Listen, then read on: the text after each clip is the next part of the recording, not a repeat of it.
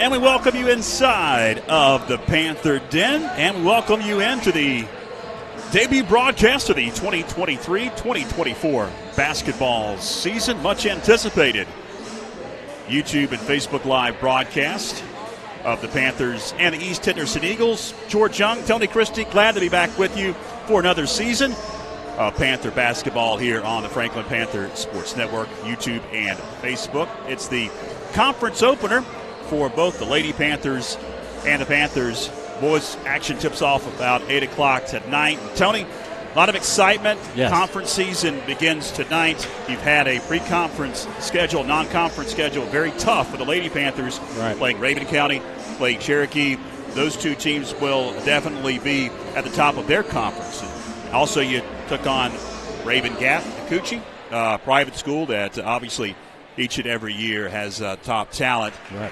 Come in at 2-3, but you can start fresh tonight in conference and try to recapture a Mountain 7 Conference championship, something that has eluded the Panthers for the past couple of years. Right. And when you, at the beginning of the season, in the preseason, that's what you always try to do. You try to make it tougher than the actual in regular season in conference play so you can have a chance to win a conference championship.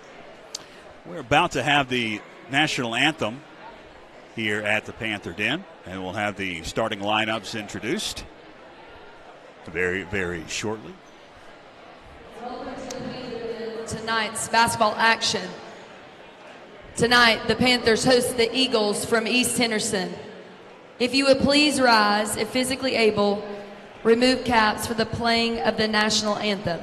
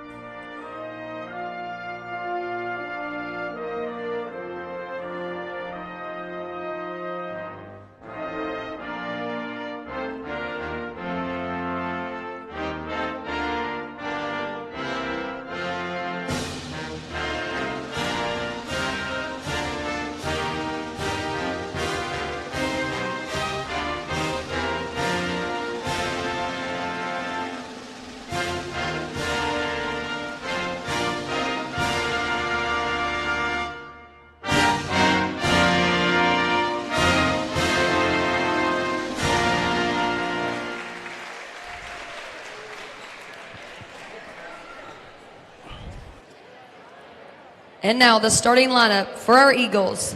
She's a senior, number 2, Ashlyn Palmer. A senior, number 4, Julia Everson. A junior, number 13, Rain English. A junior, number 15, Kaylee Fouché. And a junior, number 22, Madison McCall. The Eagles are coached by Tammy George. Panthers go lights out in 5, 4, 3, 2, 1. All right, Panther fans, here comes your Lady Panthers. She's a guard at 5'6", wearing number 2, Audrey Presley. She's a guard standing at 5'7", wearing number 11, Aubrey Haley. She's your point guard standing at 5'6", wearing number 12, Kay Queen. She's a forward standing at 5'7", wearing number 24, Avery Muffet. And she's your center standing at 5'10", wearing number 35, Charlie Siegel. There's a starting lineup for both the Eagles and the Panthers as we turn the lights back on.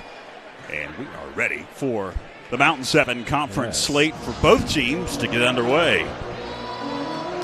sparsely populated gymnasium. A lot going on on this second Friday before Christmas, the 15th of December. It's going to be Kaylee Fouché, middle center, against Charlie Siegel for the Lady Panthers. And these are the type of games that you have to bring your own energy because, going into the holiday season. Off to the races.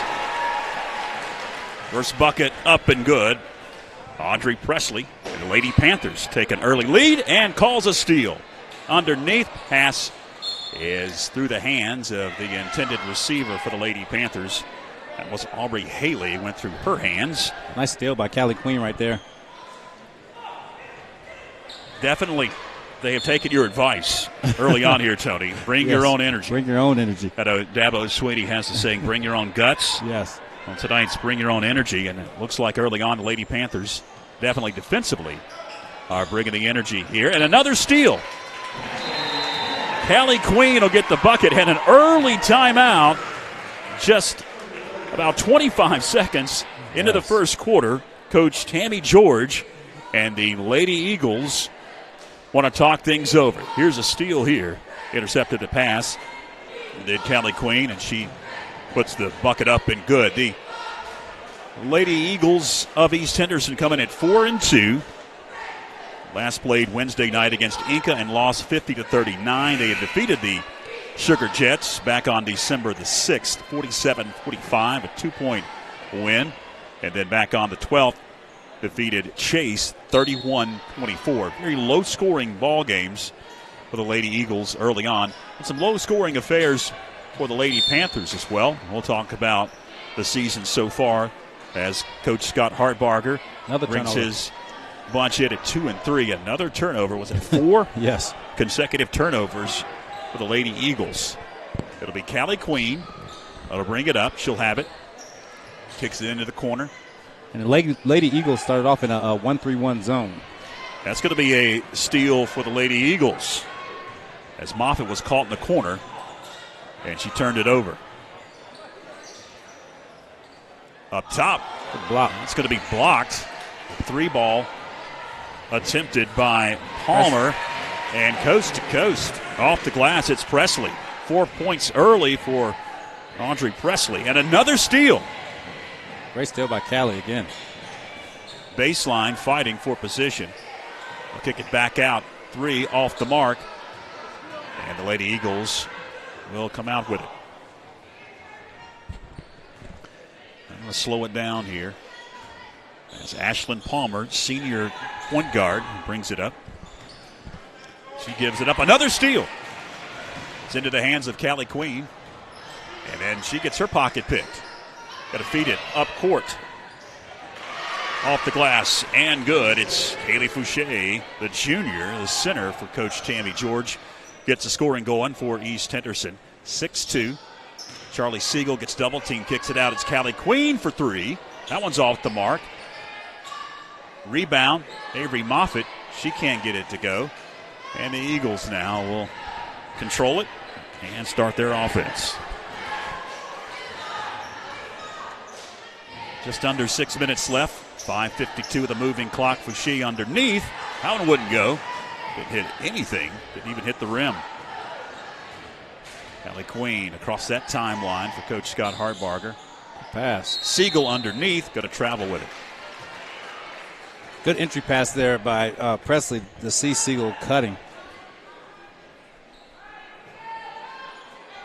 So was the Lady Eagles to trigger, and some full court picked up by the Lady Panthers. Iverson gets it in. Pass too tough to handle. And it's Madison McCall that they went through her hands. And for Coach Hartbarger, it's actually it's working out perfectly because the press is actually meant to speed up a team, and they look sped up on offense. Presley with it, dishes into the corner. Presley receives the pass, back it goes into the corner. Going to feed Siegel underneath. Tries to save it out of bounds, and it is out of bounds off of a Lady Panther. 5:15 left in the opening quarter. First broadcast of the 23-24 season. Glad you're with us. YouTube and Facebook, if you haven't already, go ahead and share our post. If it's on Facebook, you share it to if it's the YouTube feed on your social media channels. Underneath, Boucher off the glass and cuts that Panther lead to just 2 now at 6-4. Subscribe to our YouTube channel if you have not already, and you can like our Facebook page and our Instagram. We post all kinds of great information, including a broadcast schedule. It's Callie Queen, top of the key 3. It rims out. Boucher with the rebound underneath. And even though Callie Queen is 0 for 3, she has to keep shooting that because none of them were bad shots. They were just a little bit off. Siegel steals it, gets the outlet. Off the glass, no. Rebound goes to the Lady Eagles. They're going to feed up court. It's Fouché. Leans into it, gets the foul on Avery Moffitt. That'll be the first foul whistle by either team. It'll be Avery Moffitt's first, and it's going to send Kaylee Fouché to the line. Shooting 2. Being our first broadcast of the season, it's our first opportunity to talk about the new rules here. Oh, boy. In high school basketball nationwide by the NFHS. They implemented these rules. I believe Georgia played with them recently, the closest state. But each quarter, fouls will be reset. And I've got a graphic that we'll talk about in a timeout, a little more details. But the 1-1 has been eliminated. We will not have a 1-1 anymore. And after each quarter, fouls reset. The limit is 5 underneath. Moffitt is going to be fouled, and she'll be at the line for 2 shots. The foul limit is 5, and you'll be shooting 2 after 5 fouls. So either there'll be a lot of foul shots or maybe you won't see any, depending on the style of play and if the officials are whistle happy. And it's supposed to be supposed to speed up the game of play, keep the flow going, and being an AAU coach is actually all it is AAU. That's what you told me. AAU rules. Yeah, it seems like it's just the AAU rules or camp rules where no 1-1 and everything's 2. Just keep rolling. Boucher underneath, work it on Moffitt off the glass. Good. In the first possession, the Lady Panthers, they did a great job on keeping Fushi from get so close and making her work for it. Corner 3 up and good for Aubrey Haley. And the Panthers regain the lead at 9-8. Almost a steal up top. Issues with it. McCall is fouled. Going against Siegel. That'll be Siegel's first. That'll be the second. And that last play, Aubrey Haley, she got her feet set under and knocked that one down. It was nice to be ready to shoot the ball when she caught it. No shots, just an inbounds, and it goes to Fouché, and Fouché will get the bucket to give the Lady Eagles a 10-9 advantage. Callie Queen in the paint weaving. And she can't get the roll. Siegel grabs the rebound. She can't get the second shot to go. And the Eagles come out with it. Approaching 3 minutes left in the first. Another turnover. Aubrey Haley intercepts that pass. Feeds up court. Callie Queen off the glass. Good check that. That was Aubrey Presley. Audrey Presley. 2 and not 12. Yeah, the freshman. Deep 3. Tried to bank it home. Couldn't. Rebound. Fouché there, and she has been a terror underneath. Grabbing all the rebounds and getting the stick backs and also getting position underneath. And she got all the 12 points for East Henderson. She's got at least 10.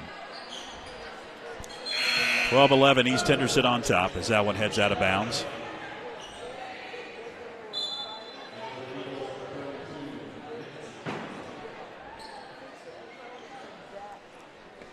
.237 left here in the first quarter.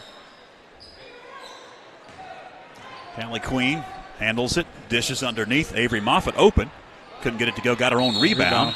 And we've got a tie-up. Jump ball. Possession arrow is with East Henderson. So the Eagles with a 1-point advantage will have possession, have to get it inbounds as Scott Hartbarger calls the press. And that calls a turnover to the Lady Panthers. Haley spins off the mark. Rebound on the floor. Eventually picked up by an Eagle, and then a turnover and a whistle and a foul. Going against who? going against the Panthers, Aubrey Haley. That'll be the third whistled. No, yeah, that's right. The third whistled on the Lady Panthers. Inbounds pass knocked away. Peyton Beatty knocked it out of the hands of a Lady Eagle. Some subs coming in for both teams. 2:13 left in the first. And it goes to Fouché. She's going to feed up court. Too tough to handle. Avery Moffitt picks it up. Into the front court it goes. It's Callie Queen. Pulls up. 3. Off the mark. Battle for the board. Fouché comes down with it. Under 2 minutes left in the opening quarter. A deep 3. Up off the mark by Julia Everson, senior for Coach Tammy George. Panthers reset in the front court. McKenna Plemons. Plemons going to attempt. Can't hit from beyond the arc. Approaching 90 seconds to go here in the first. And another steal. It's Callie Queen coming out with it. One-on-one, off the glass. She'll win those battles most every time. I tell you what, one thing that that I thought that it might miss was how Tori Inslee used to get all those steals. But if you were watching last year, Callie Queen got a lot of steals as well. So, it looks like she just keeps it going, getting steals and going, laying the ball up. I'm sure it helped that she played pretty much the entire second half of the season without Tori Inslee in the lineup after she got injured. Great replay as we get back to action in the corner. 3. Avery Williamson. Williamson can't get it to go. Good steal. And another steal. It's Williamson with it. She can't get the bucket. Underneath. Don't foul. Palmer has it. Going to come out with it. Down to 50 seconds left. Feeding underneath. No answer. No. For Kaylee Fouché. She gets another bucket and gives the Lady Eagles a 14-13 lead. Spinning and shooting. She can't get it to go. Moffitt at the free throw line.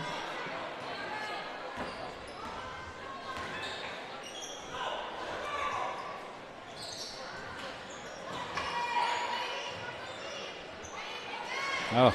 Another dish Nice. to Fouché. If it's not broke, don't fix it. Palmer to Fouché. She got the assist, did Palmer. Down to 10 seconds left. Stop and pop. Off the mark. Top of the key. Presley, and it's out of bounds to East Henderson with 4.8 left here in the opening quarter. We'll check it in for Coach Scott Hartbarger, Caitlin Foster for the final 4.8. See the East pushes. At the buzzer, nowhere near. And that'll do it for the opening quarter.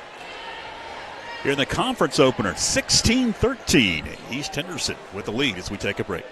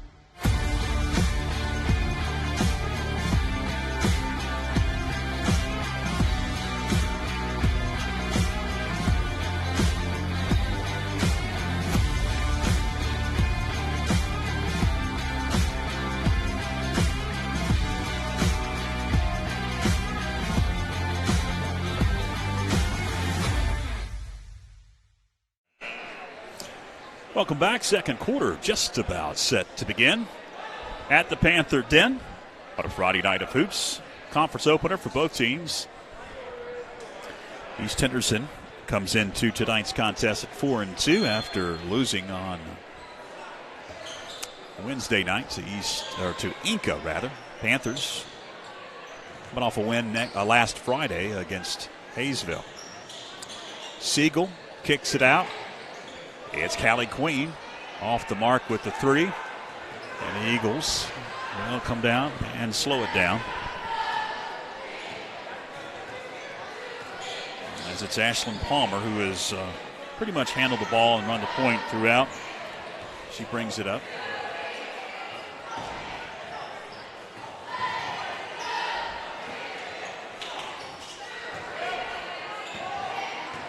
Good ball moving by the Lady Eagles.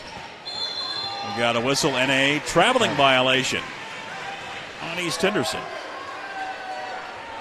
As Georgia Renzi shuffled her feet. 16-13. East with the advantage as we begin this second quarter. Baseline, Moffitt, no. Rebound, out of bounds. Last touch by Aubrey Haley. East Henderson, in the beginning of that first quarter, was turnover happy and then settled down, Tony. And since then, it's been the Fouché show, basically. And I'm not sure if they just settled down or, the Panthers just stopped with the pressure that they were putting on at the beginning. Presley grabbed the errant ball, and she's going to get pickpocketed from behind. It's going to sail out of bounds. And the Panthers reset. Baseline. And for Coach George, Cassie Everson along with Madison McCall. They will shuffle in off the bench. Panthers get it inside court. It goes to Presley. Presley hands it back to Callie Queen. Back and forth it goes. Callie for three. It's the back of the iron. And dies. East comes down with it.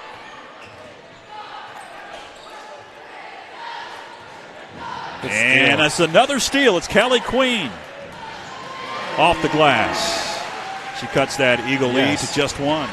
And that's good for Callie because after that last three, she kind of shook her head, because she hasn't made any threes yet. But she got back with it on defense and is still harassing. And she might get another steal here in a little while. Out of foul, a bump by Audrey Presley. Bumped Cassie Everson. No shots, just the first here because they do reset after each quarter. If you just joined us, we will talk about that throughout. Underneath it's Fouché. Good block. Blocked by Charlie Siegel. And then a turnover. Good block by Charlie. So the Eagles will have it side court on their side of the court. With 5:57 left. First half, glad you're with us. And a turnover on the inbounds pass. It's going to be snagged by Moffitt. Off the glass, Avery Moffitt with the bucket. And the Lady Panthers regain the lead as we go back and forth here in this conference opener. Cassie Everson, the junior, brings it up across that timeline, guarded closely by Presley. Got a feed underneath Fouché, and it's knocked away. Picked up underneath. We've got a whistle. Was it a foul or a timeout? Going to be a timeout called by Coach Scott Hardbarger. Talked about the schedule, talked about the conference beginning tonight. Here's the schedule. This is our first broadcast of the 23-24 campaign. You see logos by some of the games, including tonight's game. That'll be the games that FPSN will be broadcasting. The NFHS network will have most likely the Battle of the States tournament, which is coming up the 28th, 29th, and 30th at Hiawassee, Towns County High School. Panthers play on the Friday before Christmas. In fact, a week from tonight at Western against AC Reynolds. That'll be the holiday portion of the schedule. And that's right there. I tell you what, that court is long. Compared to this. Yes, compared to this. That's a long court for them to go out there and play. And a turnover up top. Racing down court off the glass, Cassie Everson. Great layup. Check that was a Palmer, rather. I don't know about you, but these black with green numbers, I can't see. I've got my binoculars out trying to pick them up. It's hard from this angle to pick up numbers for East Henderson. Knocked out of bounds, got to stay with the Lady Panthers. Callie Queen will trigger. And it goes to Presley. She's going to jack, can't hit from beyond the arc, out of bounds, and it was last touched by a Lady Eagle. 2-point advantage for East. It's going to approach 5 minutes left. Presley with it. Dribbles up top, stops, pops near the free throw line. That elbow, and she can't get it to go. The rebound secured by the Lady Eagles and Madison McCall. Cassie Everson with it, working on Presley. Gives it up to Palmer, now underneath Fauché. Fauché gives it up. McCall dribbles, and now a steal. Audrey Presley will give the Lady Panthers the lead again. And great right-handed layup. I believe she's left-handed. The freshman, she's been very impressive in the early part of this game. Feeding underneath. Fauché off the glass. And she knocked down one of her teammates. Yes. Helped her up. So the Eagles go back up by a point. It's been that way throughout. 20-19 now, Lady Eagle advantage. Get some subs coming in off the bench for both teams. Is checking in for Hartbarger is Peyton Bailey. 4:16 left, second quarter. Glad you're with us. We are just past 7 o'clock on a Friday night in December. Glad you're staying warm wherever you may be. Hopefully you are. Corner three off the mark. Long board secured by Callie Queen. She's going to feed underneath to Beatty, and now a bump will be called on an Eagle. As Peyton Beatty was working down low.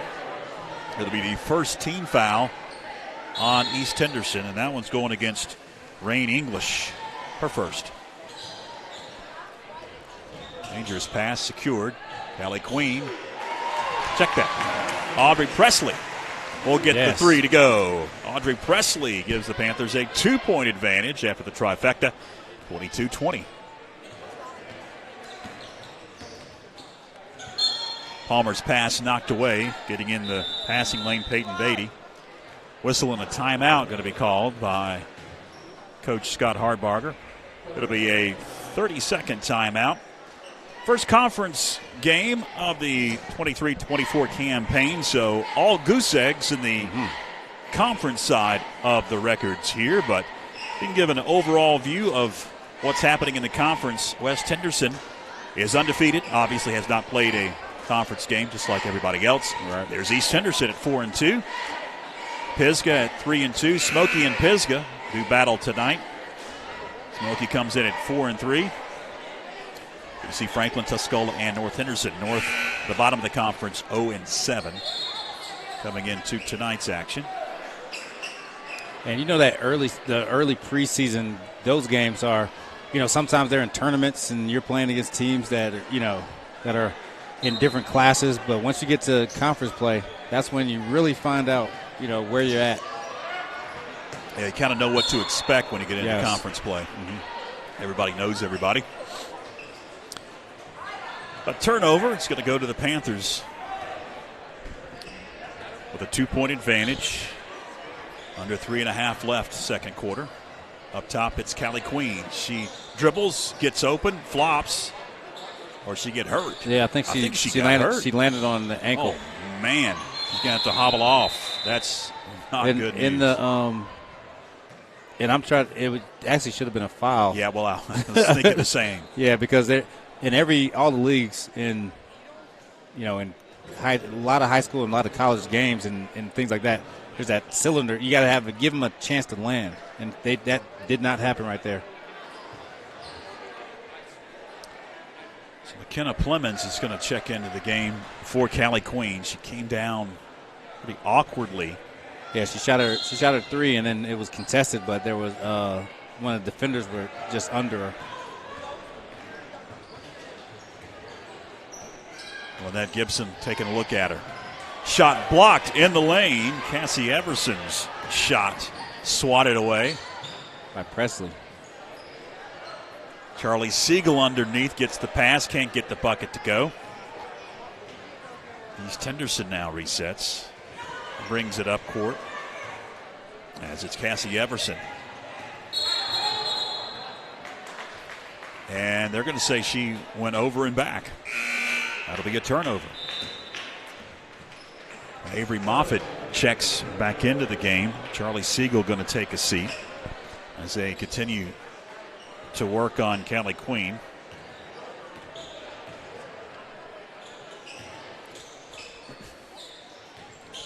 Avery Moffitt in the paint, triple teamed, and a reach-in foul going against an Eagle.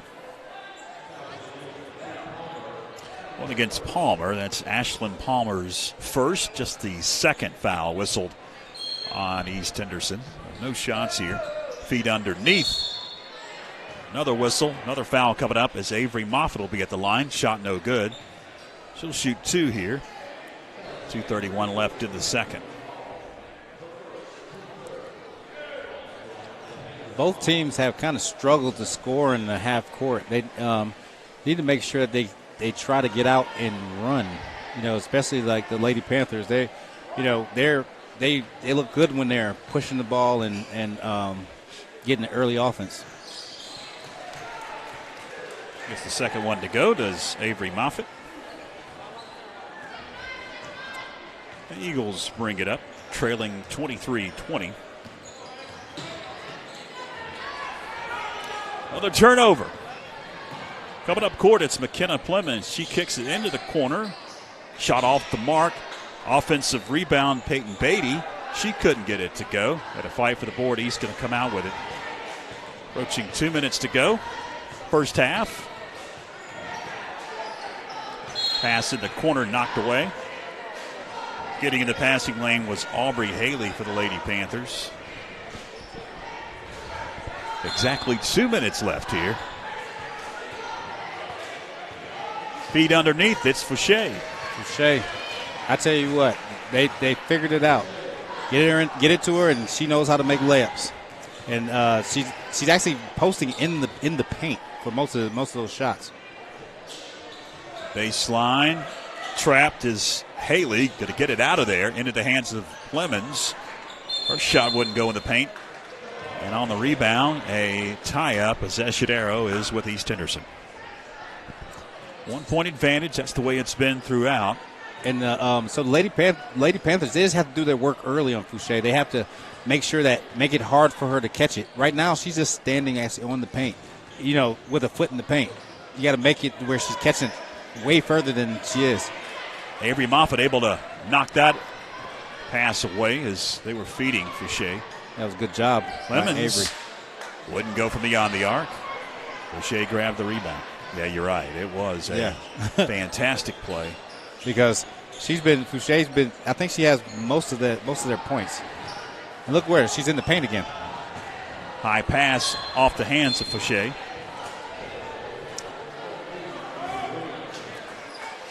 Under a minute left. 59.3 here in the first half. Panthers with a 1 point edge. Been back and forth throughout. If you just joined us, either team has had a sizable lead. Ball kicked around, eventually picked up by the Lady Panthers. Now a tie-up. And the jump ball possession arrow will stay with the Lady Panthers. 47.2 to go. First half. Presley will trigger.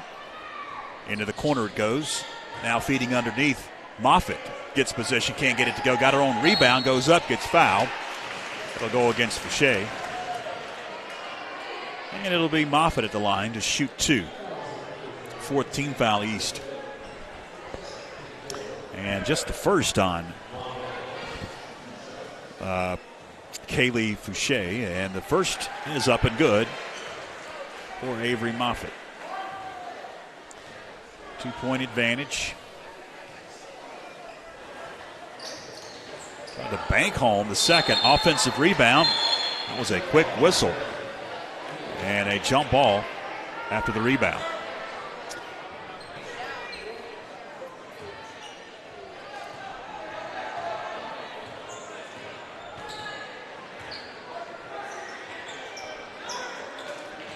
Fouché was the intended recipient of that pass again.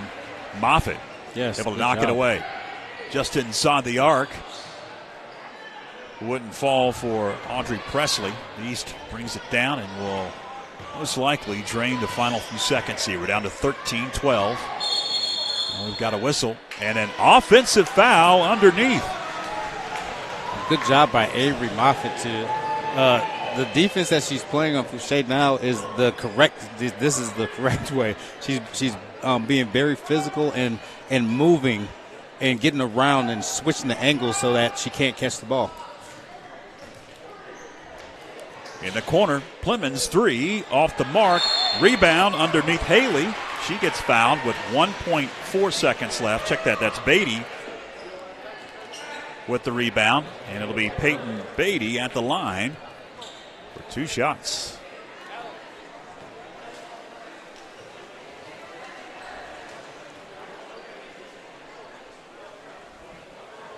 She gets the first. Does Peyton Beatty, the junior. Nice shot by Peyton. One more shot with 1.4 seconds left here in the first half. She can't get the second offensive rebound, but the clock will hit double zeros. And that's going to do it for the first half of action here at the Panther Den. 25-22.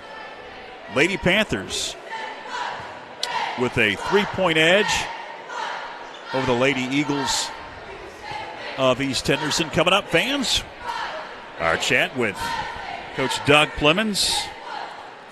We'll talk about the previous 5 games. The varsity boys coming in at a perfect 5-0.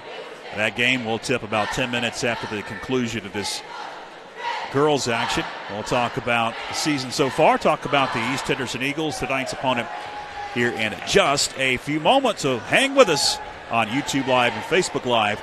Thanks for tuning in to the Franklin Panthers Sports Network.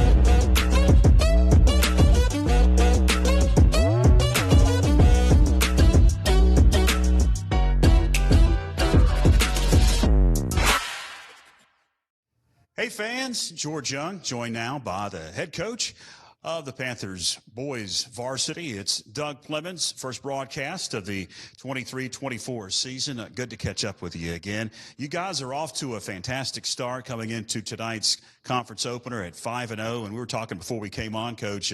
Played a pretty tough schedule so far. We have, we really haven't had an easy game. We've had to battle for all of our victories.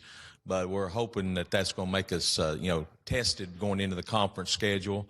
And, we've played different type teams. We played some teams with some size. We played some physical teams, played some fast teams like in Cherokee and Hayesville, very upbeat, the way they play. So we hope that we've faced a lot of things that have prepared us for what's coming. Let's talk about a couple of those ball games because it's a new look Panthers.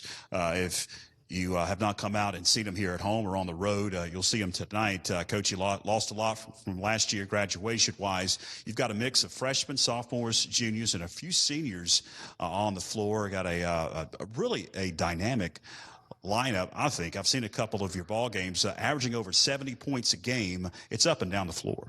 It is. We knew that this was going to be the type of game that we were going to have to play. This summer we didn't show a lot of it. Didn't want to really.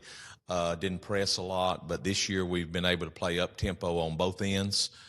We feel like that fits our talent, and the boys have bought into it. They've worked hard to get themselves in really good shape, and which allows them to play even harder than most teams. So we're excited about it. Got good balanced scoring. As you mentioned, we're averaging over 70 points a game, and we still have some areas that we need to improve on that will even go farther to help our offense.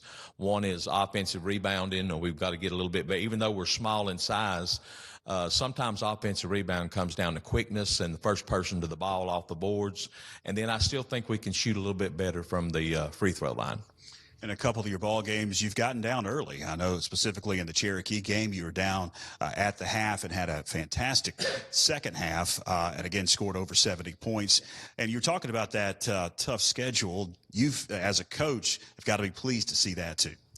I am. You talked about the slow start. Our first two games were like that, and we looked at that and we talked about it, and we changed our pregame warm-up. We didn't think we were getting warmed up well enough. We need to really be ready to go when the opening tip happens. So we put in some new drills in pregame warm-up just to get us moving around and sweating, before the game started. It's kind of like a boxer, coming out. They say they want to be, really warmed up so they don't get knocked out in the early rounds. So we've tried to do that, and then I am very pleased with the overall performance, especially on offense. And then defensively, we've been doing a good job. We've faced some really good individual basketball players, which we will face tonight in the Brewer kid from East Henderson. So we'll have to bring our A game. Let's talk about tonight's conference opener, Coach. It's East Henderson, a team that caught fire last year under Coach Jones, ended up winning the conference tournament, had a losing record going into the conference tournament. They were playing well down the stretch. A lot of those guys are back this year, and they're off to a 6-1 start. Yes, he has completely turned that program around. 3 years ago when he came, they were definitely at the bottom as far as the conference is concerned, and he has reworked the culture over there. They've got a good fan base at home. I know they get a great student section. He has really done a fine job, and again, they've carried over what they had going at the end of the season last year, and it'll be a tough match for us tonight. Give us a couple of keys to victory tonight. Well, I think we have to make them play at our pace. I think we have to set the tone and make them play. I've watched them on film, and they can run. I mean, they've got athletes, but at the same time, they play a lot of one-on-one basketball. So we got to close the lane down, excuse me, and then recover back to the three-point shooters, run them off the line where they're not standing there looking at open shots. I think those are probably the two keys: make them play at our pace, and then again defend a three-point. Well, Coach, good luck at the conference opener. We'll talk to you on Tuesday night. All right, thank you. Head coach Doug Clemens of the boys varsity. Stay with us, fans. More to come.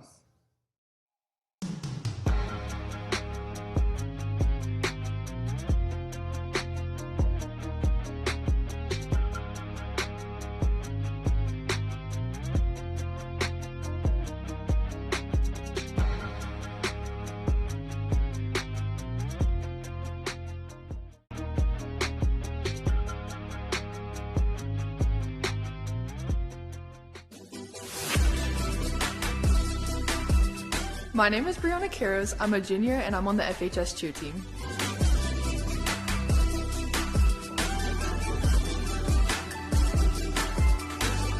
My personal goals for this season is to better my skills as an individual and to help my team win state again.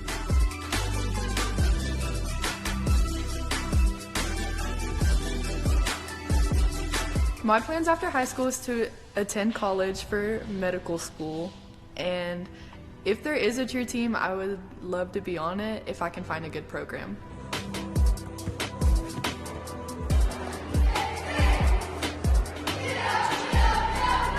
The thing I love most about cheerleading is the life skills and character development you gain along the way. You're always working with new people, and you have to be able to work well with others and trust each other to work as a team together.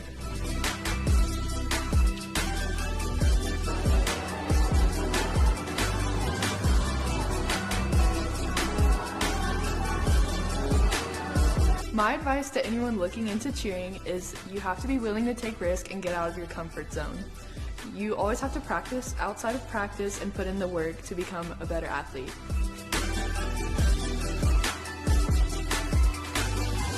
Let's go, Big Red! We are Dalton's Christian Bookstore, North Carolina's largest Christian bookstore. We offer a wide range of gifts and apparel. Children will find a world of fun to explore in our interactive kids section. Dalton's has a huge inventory of Christian literature, including Bibles in all translations. Dalton's, your destination for inspiration.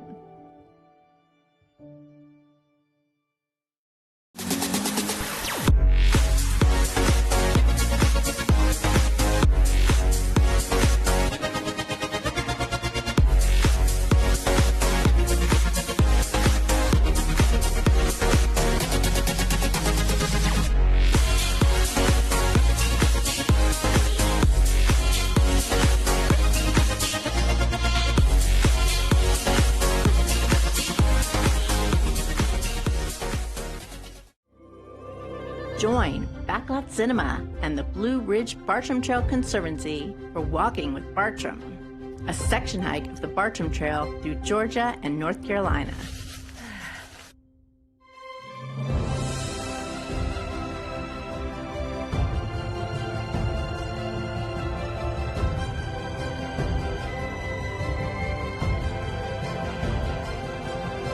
Streaming now on YouTube and Facebook. Welcome back, fans, as both teams are back out of the locker room here at the half, 25-22. Lady Panthers with the advantage over the Lady Eagles of East Henderson.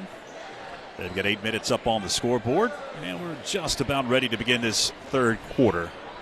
Real quickly, Tony, some coaching adjustments for both sides. What you think? Both sides.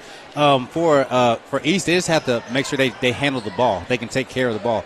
And keep getting inside to Fauci. And for the Lady Panthers, they need to get it inside as well, just like Presley did right there. And a lot of those shots that they were taking were good shots. They just missed them, And if they can continue to get good shots and get the ball down low, they should be just fine. Underneath, shot off the mark, no good. And Charlie Siegel there, the rebound. Up court quickly. They'll push it to Haley. She'll kick it back out. It's Presley. A swing it up top. Clemens. Back it goes. Presley now into the corner. A three off the mark for Haley. Offensive rebound. Moffitt can't get the first to go. Got another rebound. And she got fouled. She'll be at the line for 2 shots. And fans, if you just joined us in that second quarter, Callie Queen went down awkwardly. We think it's an ankle injury of some sort. She's over on the trainer's table next to the bench, and Lynette Gibson is taping her up.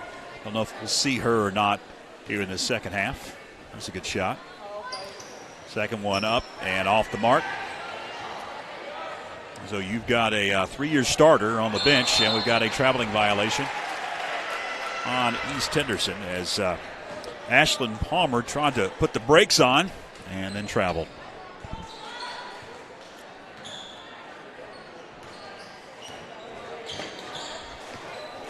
Presley was harassing her up top. She's done a great job of playing that point on the 1-2-2. Avery Moffitt had it underneath, but dribbled it off of her foot. Or a 3-2, however you want to call it.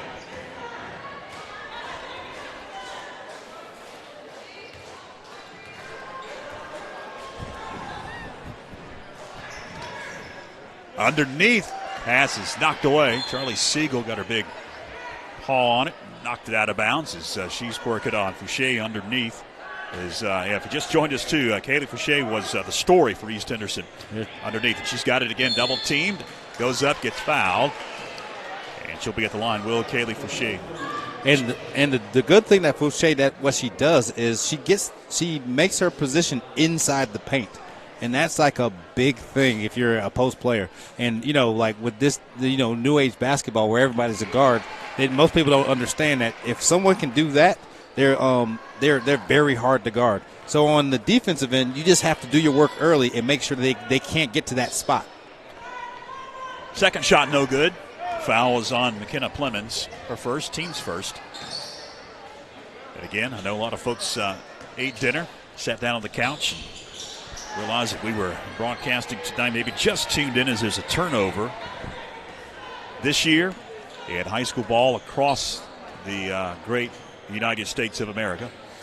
The NFHS implemented the rule that after each quarter, fouls reset at 5. After the 5 is hit, you go into the bonus, and there's no more 1-and-1s. All 2 shots. Another turnover, back-to-back trips with turnovers for the Lady Panthers.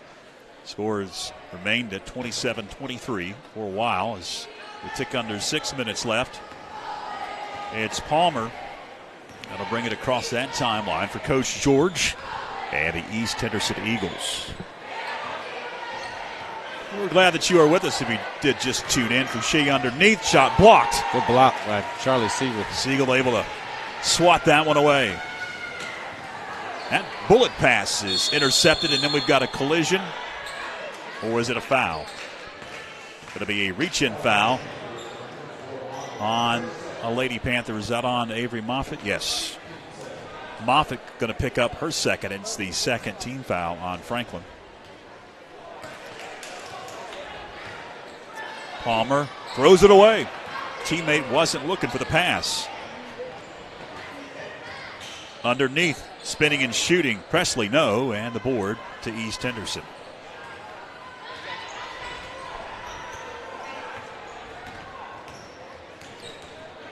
Palmer pulls up, spins, won't fall. Siegel with the rebound. Finds Presley. Presley's pass intercepted as she was trying to get it up court. Palmer lifts a pass that's knocked in the air and picked up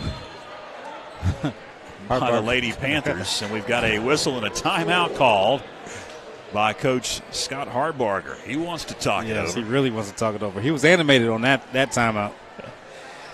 Gives us an opportunity. Just talked about the rule changes here, and a lot of words on screen, I know, but a lot of folks ask why. Yes. And that's always at the root. When you change a rule, why? You've had this rule for so many years, and it's supposed to improve the flow so that you can adjust throughout the game. If you had some mistakes in the first quarter, you could adjust, and you're not penalized because you committed so many fouls in one quarter or the other. Yes, and as a coach, I see it too as now you can kind of get – the referees can kind of get away with having 9-1 fouls and no one will ever know. That is true. So that is true. It kind of keeps the temperature down from in the arena because, like a coach, he'll look up there and fans see it too. When you see, like it said 9-1, and then next it's hard. And with the shortage of officials, I think it's going to help. It's going to help around the around the gamut with everything. Absolutely, yeah. After the 5th foul, no more fouls are going up on the scoreboard. And 1-5 doesn't look that bad compared to 1-9. 9, yes. Makes the fans all rowdy. Shot from beyond the arc won't fall. Rebound, offensive board for Charlie Siegel. Into the corner it goes. Haley, 3. Off the mark. East going to come down with it. And both teams are in a scoring drought to begin this third quarter. A lot of turnovers. Another one. Presley across that timeline. Finds Clemens. Now into the corner it goes. Haley. Nice move. She can't get it to go. Rebound to East, and then a traveling violation on the Eagles. Hands across the way. Thought there was a foul. Maybe. Cassie Everson hit the deck. And it goes Clemens. That one wouldn't fall. Long board secured in the corner by Madison McCall. And the Eagles attack as we tick under 4 minutes left, third quarter. Boys varsity coming up at about 10-15 minutes after the conclusion of this one. Another turnover. Presley off the glass. And now a whistle and a timeout going to be called by Coach Tammy George and East Henderson Eagles as they want to talk things over. As you see the steal here. Yes, great anticipation there. Get out front, get some easy baskets. 29-23, one of the biggest leads so far for the Panthers. They were up 6-0 at one point in this game. Since then, it's been back and forth. It really has, and it's a lot of it's because of the sloppy play and the turnovers that's not allowed any team to actually like take away and to run away with it. And that's where not having Callie Queen, a 3-year starter, like you said, in there to kind of steady it for the Lady Panthers. They're just going to have to make sure that they keep the turnovers down, get it inside, a little bit more, and make some layups. East Henderson will have possession out of the timeout. Coach George coached him up. Everson with it. Drives in and a reach-in foul. Let's see if she heads to the line, or is it going to be on the floor? It's going to be on the floor. Foul whistled on Presley. That'll be her second. And the third on Franklin. And it goes Fouché, and she's going to get slapped from behind and head to the line.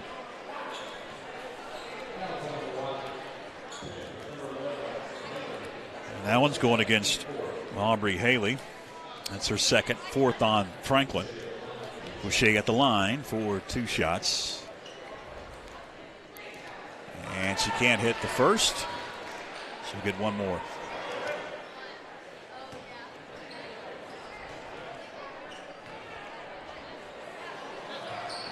High arcing shot, no. Charlie Siegel skies with a rebound and quickly gives it up to Aubrey Presley. Presley high pass over to Plemons. Back it goes. Presley into the corner. Moffitt, hot potato they play into Charlie Siegel. And Siegel can't get the and one, but she'll be at the line. 2 shots as a foul is called on the Eagles. It's going against Georgia Renzi, her first, team second. And for Charlie, she just has to make sure on that play she's strong.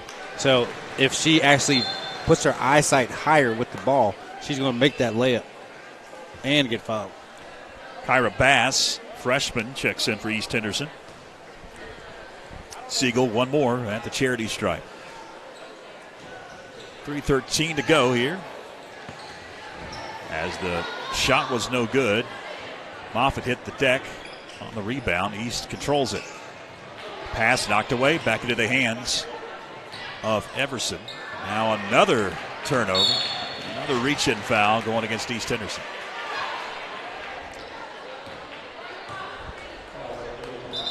It's going to be the the third on East.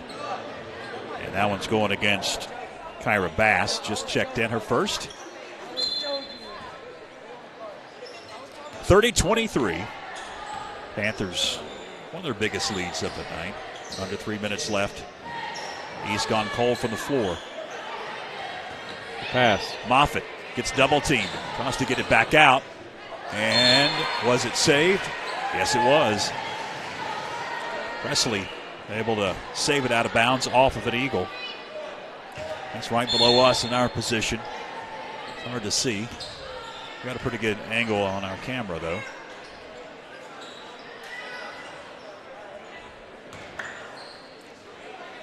Plemons thought about a three. Now underneath it goes Moffitt. Back out beyond the arc, Plemons. McKenna Plemons lost control, but she was bumped, the official says. It'll be the fourth on the Eagles.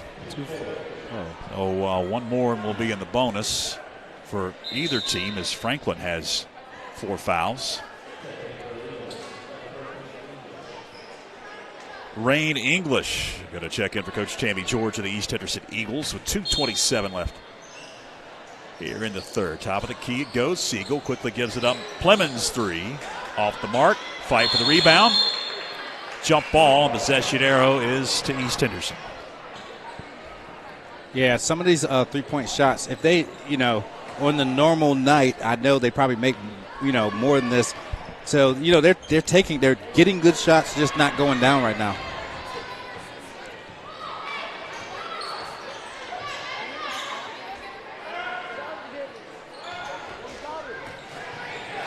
Everson floater wouldn't fall. Rebound, Haley. And here comes the Lady Panthers. Under 2 minutes left. Presley had it knocked away. Presley catch and shoot 3. Got it. They heard you, Tony. They heard you.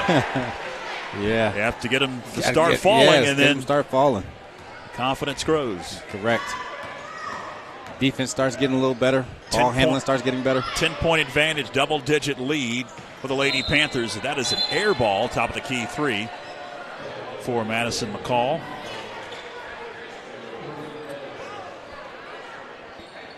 Back into the game comes Cassie Everson for Coach George. $1:25 left, third quarter. Glad you're with us. Boys varsity coming up a little after 8 o'clock. Should be a good one. Lady Panthers trying to secure their third win of the season. Moffitt gets triple teamed. Open baseline. Got it. Aubrey Haley able to get the J and give the Panthers a 12-point advantage. Looks like we've got a full timeout on the floor.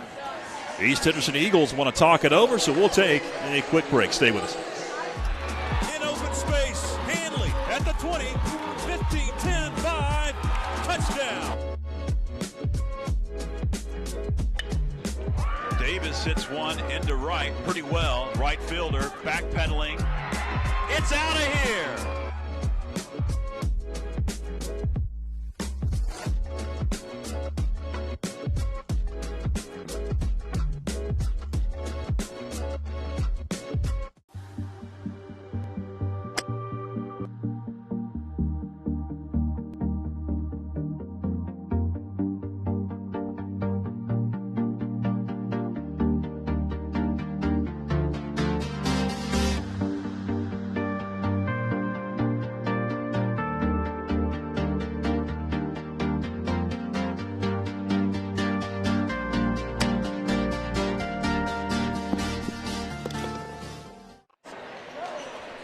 Welcome back. It was a timeout for Coach Scott Hartbarger and the Lady Panthers. I might have said it was East Henderson timeout when we went to break. But the Panthers have their biggest lead of the night. It's a 12-point advantage at 35-23, and East Henderson cannot hit anything. And they've had a lot of turnovers here in this third quarter. Top of the key, we've got a whistle and a foul as that one goes off the mark, but Madison McCall going to be at the line for 3 shots. 51.8 seconds left. Foul on Audrey Presley. That's her third, and that's the 5th on Franklin. So the final 51.8 seconds. If there's any fouls, there'll be 2 shots for East Henderson. And then they'll be reset to begin the fourth quarter. Second shot up and good. She'll get one more. As she was in the act of shooting a 3. McCall hits the third shot to cut that Panther lead to 10 points. Racing down court, Audrey Presley lost it out of bounds, but before she did, she was fouled. Yeah. Shooting 2. 2 shots coming up. That's the 5th foul on East Henderson. Both teams are now at the limit. And the strategy you kind of have to do here, both teams actually, go to the hole.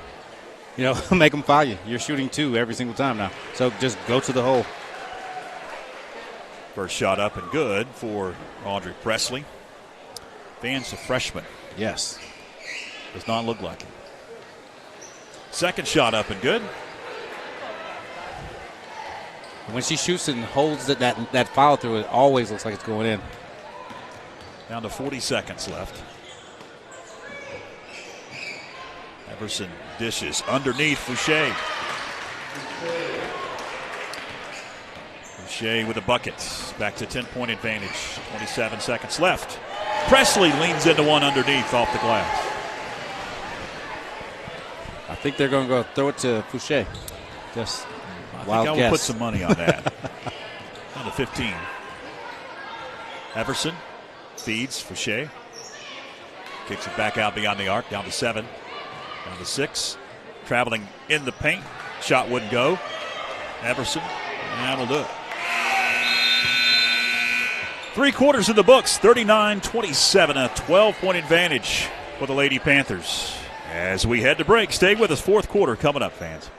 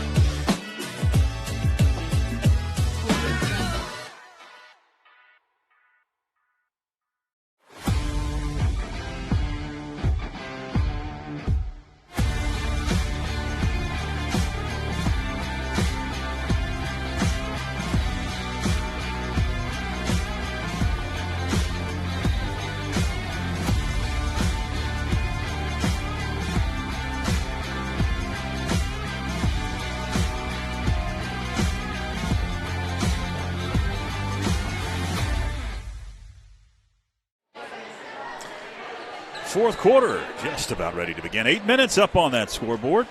39-27. Lady Panthers looking to go 500 and go 1-0 in the Mountain 7 Conference if they could hold this 12-point advantage. Fourth quarter now is underway with Presley up top. Baseline. Back out it goes. Presley feeding Moffitt. Moffitt back out to Presley.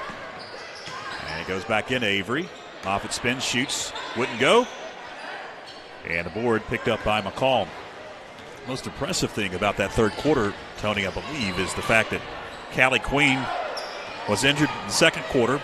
Panthers able to build a lead defensively and offensively, played pretty well, and calls turnovers. And we've already seen one here in this fourth quarter. Couldn't get much going offensively that time, but you've got to be impressed if you're Scott Hardbarger with your star player injured. Everybody else has picked up the slack. Presley in the front court. Leans into it. Counted in one. Good take right there. Going to a strong hand. She did the correct thing. Jump into the defender. Leaned into it. Leaned into it and finished. Palmer going to pick up her fourth. Ashlyn Palmer, the senior for Coach George of the Eagles. Now in foul trouble as the and one is up and good for Presley. And Lady Panthers up 42-27, their biggest lead.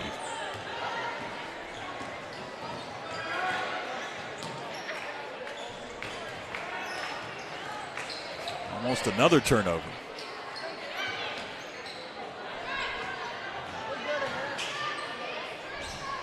Issues underneath. And a turnover for East. Presley feeds Moffitt. One dribble, spinning and shooting, Avery Moffitt. 44-27.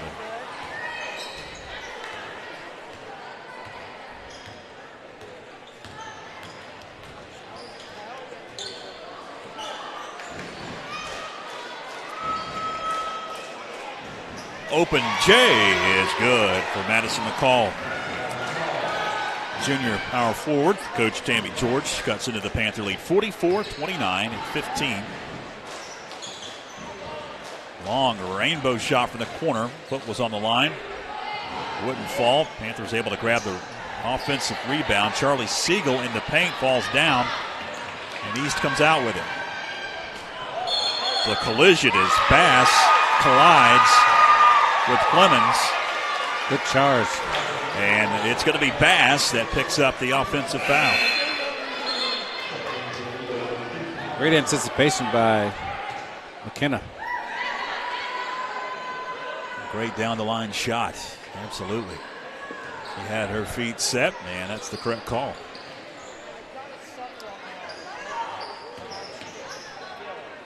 Charlie Siegel, baseline, feeds Moffitt, and she can't get it to go. Fans, we'll be back on YouTube and Facebook for the Franklin Panthers Sports Network coming up on Tuesday as the Lady Panthers host the Tuscola Lady Mountaineers here at the Panther Den.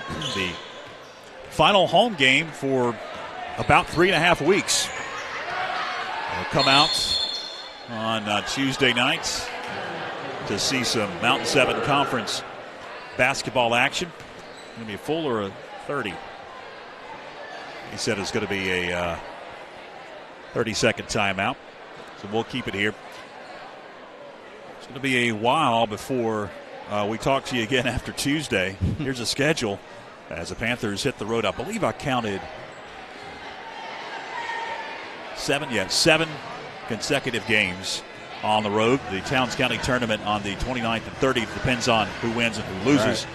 Play Union County on the 28th. At Andrews, at Pisgah, at North Henderson to begin the new year.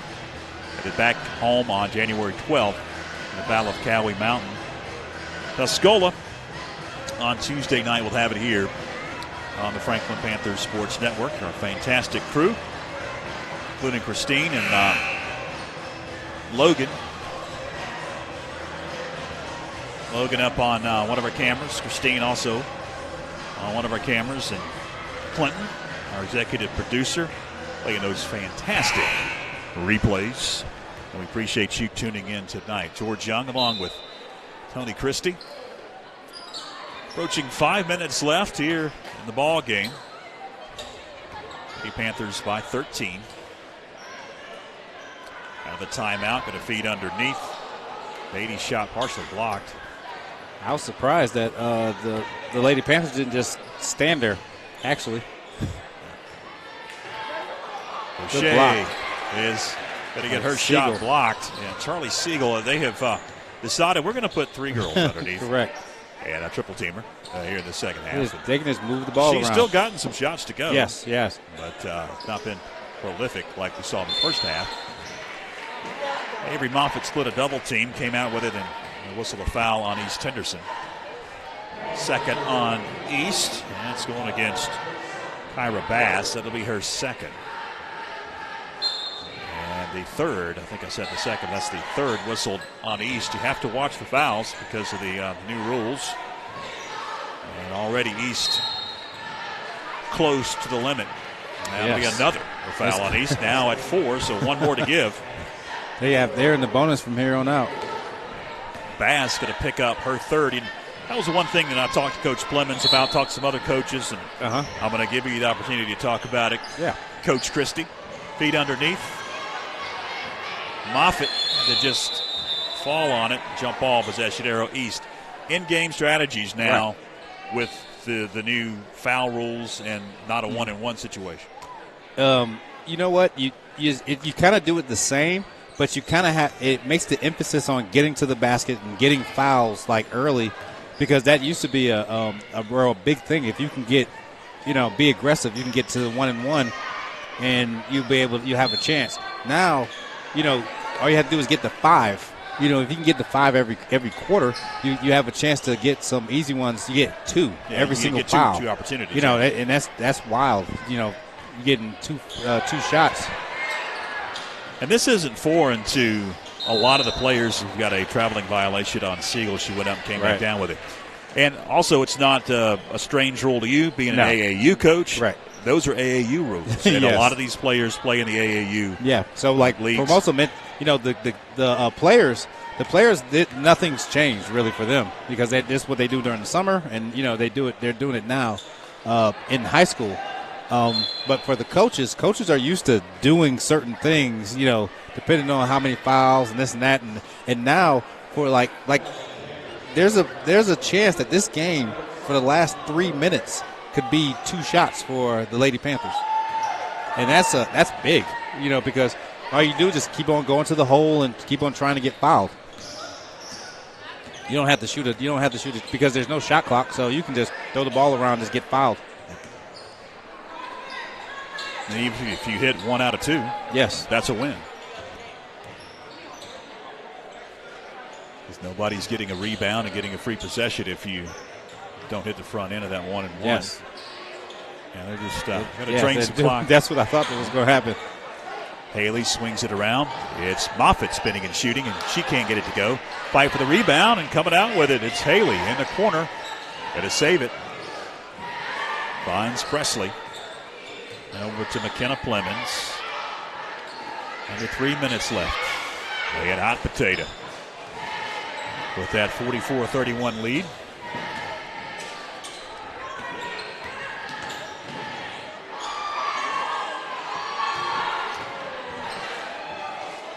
Presley.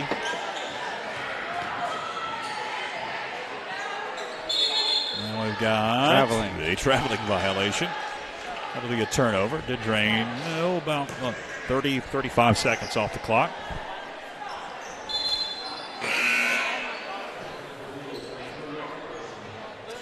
Coach Tammy George and the Eagles going to check in off the bench. Cassie Everson. As East will try to claw into the Panthers' 44-31 advantage. Fouché underneath. Gets it knocked away. And they'll reset underneath. As it's going to be Ashlyn Palmer. And will trigger. And he goes to Fouché. Fouché They're going to count it. And that was the first time she actually touched the ball in a long time. They're going to count it and 1. And Siegel going to pick up the foul. He got her with the body. And Fouché able to complete the old-fashioned three-point play. Cuts it a 10-point advantage. Let's see what the strategy is now, Tony. Ooh, travels. Almost, yeah, but there it is. There's the whistle. And Clemens travels with it. So now, with 2:15 left, the Eagles, with the bucket, can cut this lead to under double digits. Everson in the corner. There was a whistle and a foul. The trailing official blew his whistle. And that's going against the Panthers. Was that Haley? No, it's going against Siegel. It's her 4th. The 3rd whistled on the Lady Panthers. And it goes underneath McCall, and a jump ball. Possession arrow going to be with the Lady Panthers.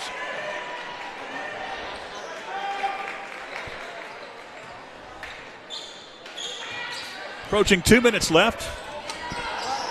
A little press in the backcourt. Panthers able to break it underneath. Moffitt fouled. 5th on East. 2 shots now for Avery Moffitt. She's checking to make sure she's not bleeding. As she got bounced around underneath. Even maybe took a forearm or an elbow.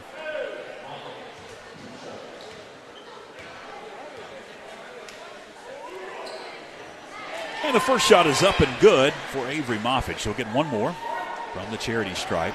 11-point advantage. And can't hit the second. Rebound Everson.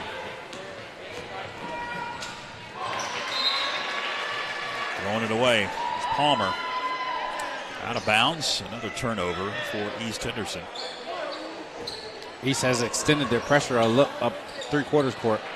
And maybe caused a turnover. Man, a collision between Palmer and Clemens. Looks like both are okay. Clemens going to pick up the foul. And 2 shots coming up for East. Man, wow. Dangerous. Yes.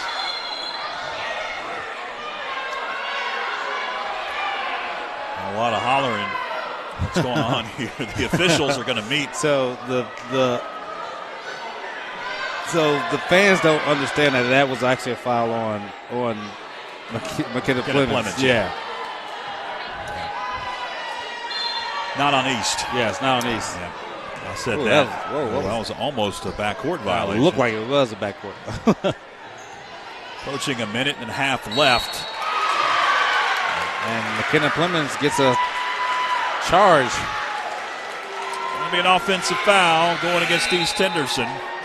That's 2 charges taken by McKenna Clemens in this ball game.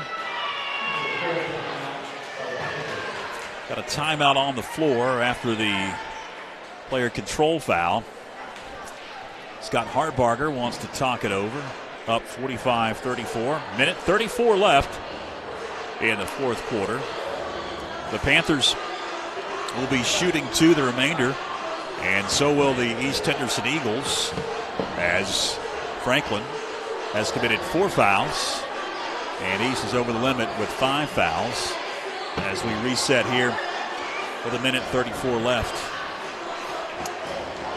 A reminder, fans, we've talked about it a couple of times. One more opportunity for you to view us here on the Franklin Panther Sports Network in 2023. Hard to believe that 2023 is almost in the books. Yes. Christmas is almost here. Yes. It seems like we were here a year ago, beginning the conference season. We're back here again. That's on Tuesday night against the Tuscola Mountaineers. We'll have the ball game right here on the Franklin Panther Sports Network, YouTube, and Facebook. So if you have not already, I urge you, like, subscribe, follow. Because when you do, you'll get all the great information that we provide, and you'll get notifications if you make sure the bell icon is clicked on when we go live on Facebook and on YouTube, so you'll never miss a broadcast. And we don't want you to. It's Clemens up top. See if they can keep this keep away going. Now gives it up to Presley. Minute 13 left. Now 70 seconds. Boys action coming up, fans. Another turnover.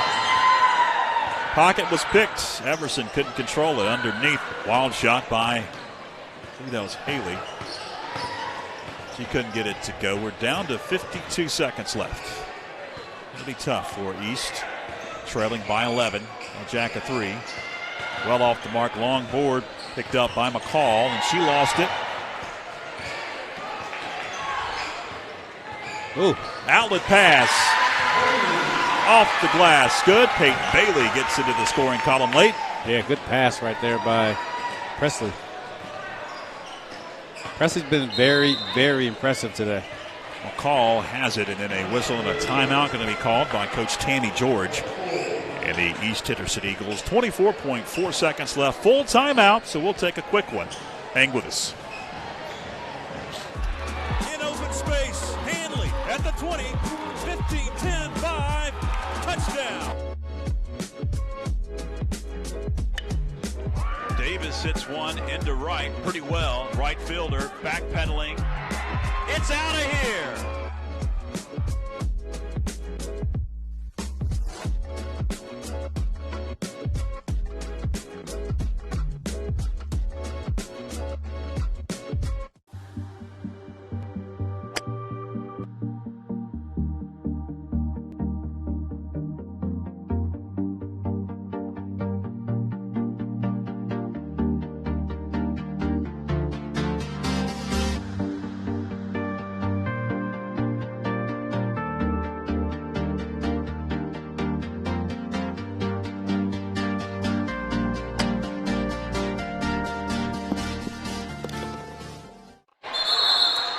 Well, we're back to action, fans. Out of the timeout. They didn't take the full 60. 47-36. Got a whistle and a timeout, and they're going to say that it was a jump ball. Man, the possession arrow going to be with Franklin with 9.6 seconds left. Of course, East going to try for a quick steal on the inbounds. There's somebody on the ball? Oh. Going to stay with East. Kelly gets it in. Up top, McCall. Going to find Bass. 3 seconds left. Count it, and 1 for Kyra Bass, freshman. She'll be at the line with 2.1 seconds remaining in this ball game. Her hand was on her that time while she was going in. Aubrey Haley had her hand on her back. Can't get it to go. That'll do it. This one's in the books. Lady Panthers pick up their first conference victory of the season. Go 1-0 in the Mountain 7 Conference. Now push their overall mark to 3-3. And they wait a showdown with the Tuscola Mountaineers coming up on Tuesday here at the Panther Den. Congratulations, Coach Scott Harbarger and his girls. Yes. Hopefully. Best wishes to Callie Queen. She's still getting some treatment. Hopefully it's nothing too serious. She got entered in the second quarter, and she'll be back on Tuesday, but we will have to wait and see. All right, the boys are coming out. They're going to be warming up. We're going to take a break here. We're getting set for the boys varsity by hearing from Coach Doug Clemens about tonight's opponent in East Henderson, and so far the 5-0 start for his Panther boys. That's coming up next. Stay with us.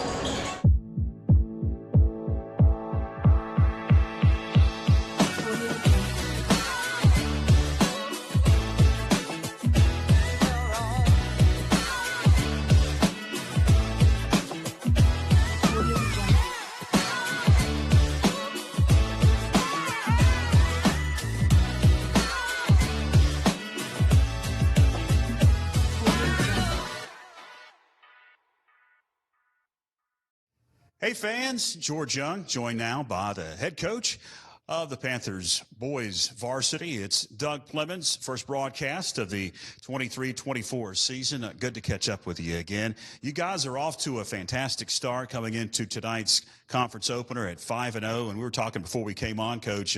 Played a pretty tough schedule so far. We have, we really haven't had an easy game. We've had to battle for all of our victories, but we're hoping that that's going to make us, tested going into the conference schedule. And, we've played different type teams. We played some teams with some size. We played some physical teams, played some fast teams like in Cherokee and Hayesville, very upbeat, the way they play. So we hope that we've faced a lot of things that have prepared us for what's coming. Let's talk about a couple of those ball games because it's a new look Panthers.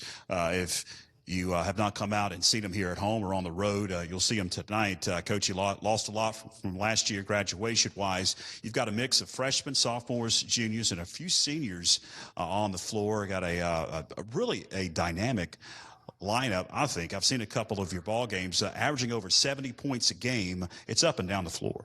It is. We knew that this was going to be the type of game that we were going to have to play. This summer we didn't show a lot of it. Didn't want to really. Didn't press a lot, but this year we've been able to play up tempo on both ends. We feel like that fits our talent, and the boys have bought into it. They've worked hard to get themselves in really good shape, and which allows them to play even harder than most teams. So we're excited about it. Got good balanced scoring. As you mentioned, we're averaging over 70 points a game, and we still have some areas that we need to improve on that will even go farther to help our offense. One is offensive rebounding, or we've got to get a little bit better. Even though we're small in size, sometimes offensive rebound comes down to quickness and the first person to the ball off the boards. And then I still think we can shoot a little bit better from the free throw line. In a couple of your ball games, you've gotten down early. I know specifically in the Cherokee game, you were down at the half and had a fantastic second half, and again scored over 70 points. And you're talking about that tough schedule. You've, as a coach, have got to be pleased to see that too. I am. You talked about the slow start. Our first two games were like that, and we looked at that and we talked about it and we changed our pregame warm-up. We didn't think we were getting warmed up well enough. We need to really be ready to go when the opening tip happens. So we put in some new drills in pregame warm-up just to get us moving around and sweating, before the game started. It's kind of like a boxer, coming out. They say they want to be, really warmed up so they don't get knocked out in the early rounds. So we've tried to do that, and then I am very pleased with the overall performance, especially on offense. And then defensively, we've been doing a good job. We've faced some really good individual basketball players, which we will face tonight in the Brewer kid from East Henderson. So we'll have to bring our A game. Let's talk about tonight's conference opener, Coach. It's East Henderson, a team that caught fire last year under Coach Jones, ended up winning the conference tournament, had a losing record going into the conference tournament. They were playing well down the stretch. A lot of those guys are back this year, and they're off to a 6-1 start. Yes, he has completely turned that program around. 3 years ago when he came, they were definitely at the bottom as far as the conference is concerned, and he has reworked the culture over there. They've got a good fan base at home. I know they got a great student section. He has really done a fine job, and again, they've carried over what they had going at the end of the season last year, and it'll be a tough match for us tonight. Give us a couple of keys to victory tonight. Well, I think we have to make them play at our pace. I think we have to set the tone and make them play.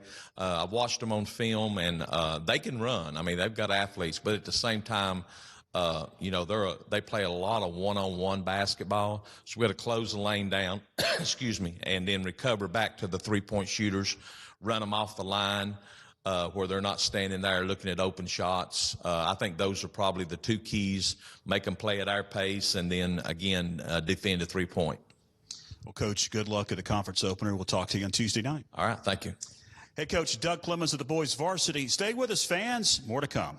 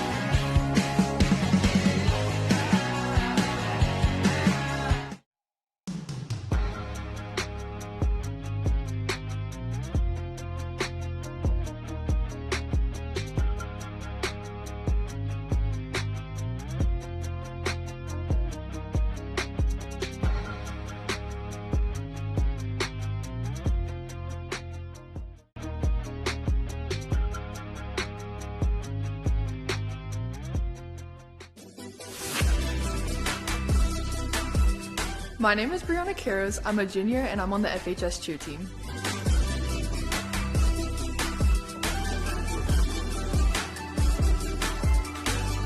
My personal goals for this season is to better my skills as an individual and to help my team win state again.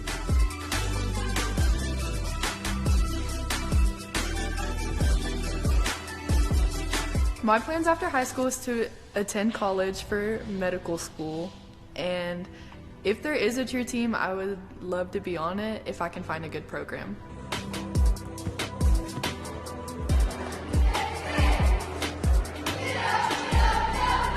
The thing I love most about cheerleading is the life skills and character development you gain along the way.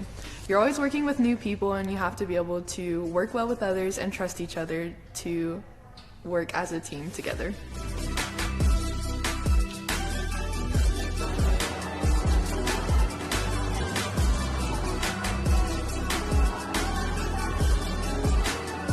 My advice to anyone looking into cheering is you have to be willing to take risks and get out of your comfort zone.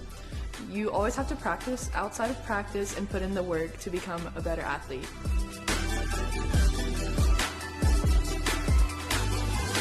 Let's go, Big Red!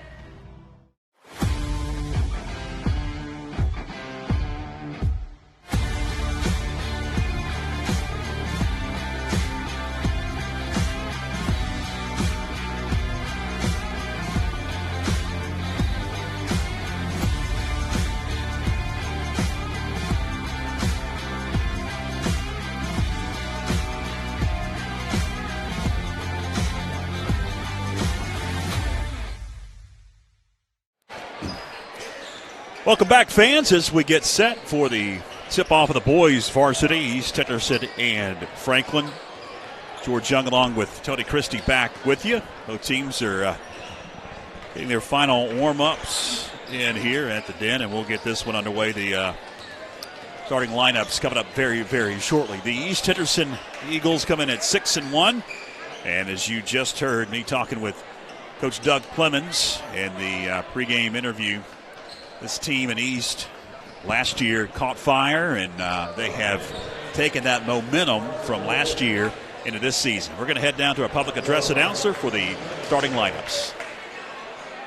First, the starting lineup for the East Henderson Eagles. Number 0, Brady Nix. Number 1, Wyatt Taylor. Number 3, Joseph Justice. Number 5, Caden Brewer. And number 10, Aiden Sumner.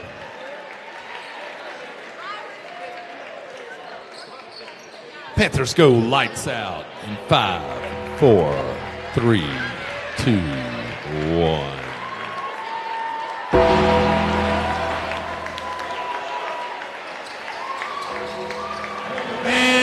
Get on your feet for tonight's starting lineup. Starting at guard, number 2, Braylon Desarn.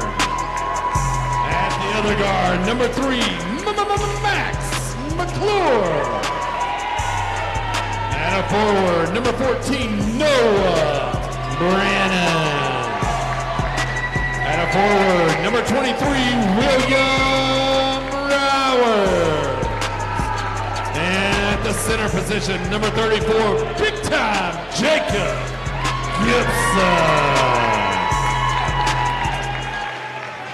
That's the starting lineups for both teams. Of course, Panthers coached by Doug Clemens, and the East Henderson Eagles coached by Marquinus Jones.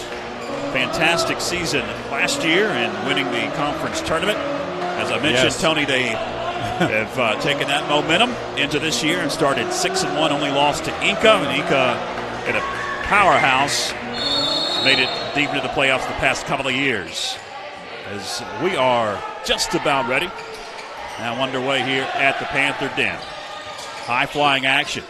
Get ready, fans. It's going to be a barn burner here. These two teams at the top of the conference already. We'll talk about the Mountain 7 Conference as we go along. Panthers averaging over 70 points a game. McClure drives in, gives it up. Gibson Kicks it out. McClure 3. Got it. Max McClure gets the scoring going. Deep in the corner. And that was a good pass by Max to Jacob Gibson, and great pass back to find him open in the corner. Now it's East Henderson Eagle time. Is their first offensive possession. Baseline jumper. Falling away would not go for Caden Brewer. We were talking before tonight's contest, Tony. They return a lot to the Eagles from that tournament team last year. And right there, the conference tournament most valuable player, Caden Brewer. Dangerous pass. Gibson going to secure it. Then his pass knocked away. Brandon saves it. Going into the backcourt. Rowers with it.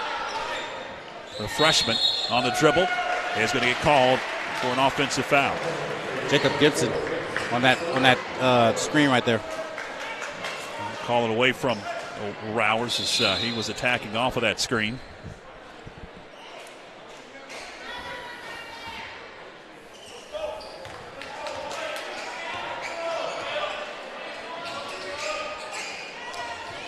Wyatt Taylor with it.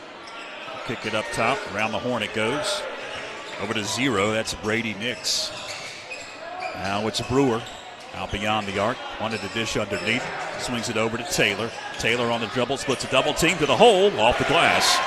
Wyatt Taylor, the senior, puts the Eagles up 4-3. And the Eagles come out with a little 2-2-1 pressure. McClure weaves his way in traffic. Gives it up. It's Brannon. Back out to McClure. As we approach 6 minutes to go here in the first quarter. McClure lost control. Gibson going to pick it up. Near that center jump circle. Get harassed. Look for position. Even in the air. It's secured. McClure going to find Braylon to Zarn. Zarn first touch of the ball game. Thought about a 3. Gave it up briefly. Into the corner it goes. Brannon. Got it! Noah Brannon with a trifecta. 6-4, Panthers by 2. Early on here, glad that you're with us, fans, for the boys varsity. If you just joined us, Brewer in the paint, lost control. It's knocked away and out of bounds off of William Rowers. We'll talk about this multiple times throughout tonight's broadcast. If you have been with us throughout, you sound like a broken record, but a lot of folks come and go, and you may not know about the new foul rules in high school basketball throughout the nation. Some states have implemented these in previous years, but it is a nationwide rule. After the 5th foul in each quarter, 2 shots will be attempted by the other team as the corner 3 is up and good. A turnover. Brewer, nifty move. Caden Brewer off the glass, 9-6 East. And the Panthers have to make sure they handle this pressure. Into the front court. Gibson powers his way up. Good finish by Jacob. Jacob Gibson, the senior, cuts that Eagle lead to just 1 at 9-8. Caden Brewer across that timeline for Coach Marquittis Jones. Caden, fadeaway. Gibson with a rebound.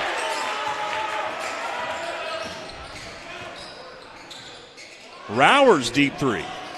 Back of the iron, got his own rebound. Goes back up with a floater in the paint. Wouldn't go. Another offensive rebound. Rowers had it briefly, then it's intercepted. Brewer.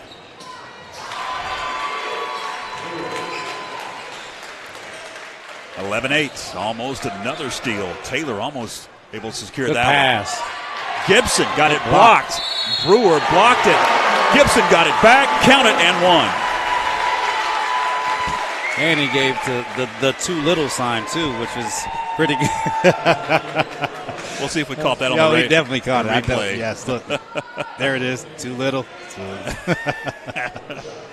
think with the hair, yes. That just kind of adds to it. Yes. Banked it in.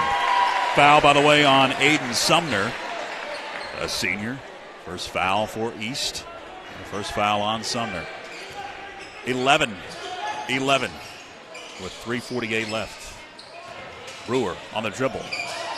Falls down and travels with it. Coach Jones across the way wanted a foul. Now some pressure in the backcourt. Dangerous pass. Brannon at the center jump circle finds Rowers. Now Brannon open three. Rims out. Gibson able to secure the board, and over the back, an eagle goes on Brannon. I believe that one's going against Joseph Justice. It will be Justice with his first, second on East. 3:27 left, first quarter. Catch and shoot. Brannon off the mark. Gibson with a rebound. Kicks it out. Rowers three. Banked it in. William Rowers. The bank is open late on and a all Friday. that was caused by Jacob Gibson's hustle on the boards and getting those offensive rebounds for extra possessions. Taylor over to Sumner. Now over to Caden Brewer. Drives in, kicks it out. Taylor three. Rims out. Eagles with a rebound. Taylor with it. Taylor can't get it to go. Long board, Brewer. Over it goes. Knicks three. Off the mark. Gibson underneath, able to secure the board. It's William Rowers. The student section giving him heck with the air ball chant. Noah Brannon spinning, finding Gibson. Now it's McClure in the corner. Max, fadeaway. Baseline, jumper good. Max with his patented fadeaway mid-range. 16-11. All of a sudden you look up, the Panthers have a 5-point advantage. Caden Brewer able to respond. Get the bucket underneath to cut it to just a 3-point edge at 16-13 for the Panthers. Max, dribble between his legs. 2 minutes left, first quarter. Finds it Braylon DeZarn, and he gets his pocket pick from behind. Outlet pass, Brewer off the glass. 16-15, 1-point edge. Yes. Rowers up top. Finds Gibson.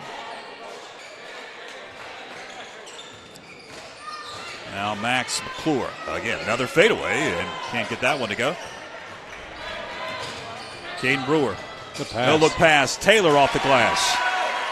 And East has come back with that 5-point deficit just like that to take a 17-16 advantage. Buck 18 left, first quarter. I said buckle your seatbelts, fans. This one's going to be a good one. Up and down the floor, both teams like to go. Yes. They're going to reverse the initial signal and say it's East Henderson basketball. And as you see, like the fouls, there's only been 3 fouls called. And that's good guard play. It usually when you see something like that, it's real good guard play. Haven't been that many turnovers either. Brewer finds Taylor. Wyatt Taylor trying to get position.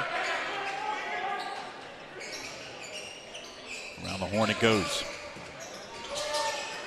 Ace Evans had it briefly. Finds Brewer. Brewer on the dribble. Caden Brewer with a bucket. Tough bucket, too. 19-16 East. Max McClure will give it up to Rowers. Back it goes to McClure. He can't get the running jumper to go. One and done for the Panthers.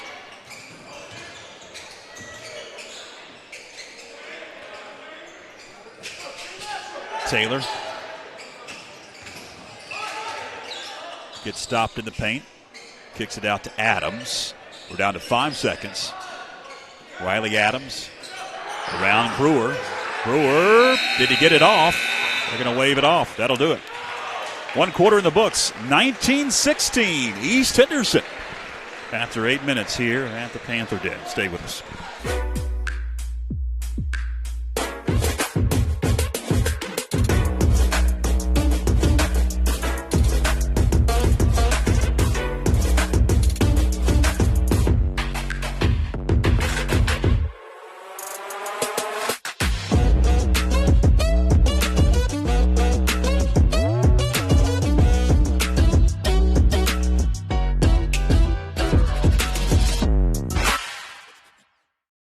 Dalton's Christian Bookstore, North Carolina's largest Christian bookstore. We offer a wide range of gifts and apparel. Children will find a world of fun to explore in our interactive kids section.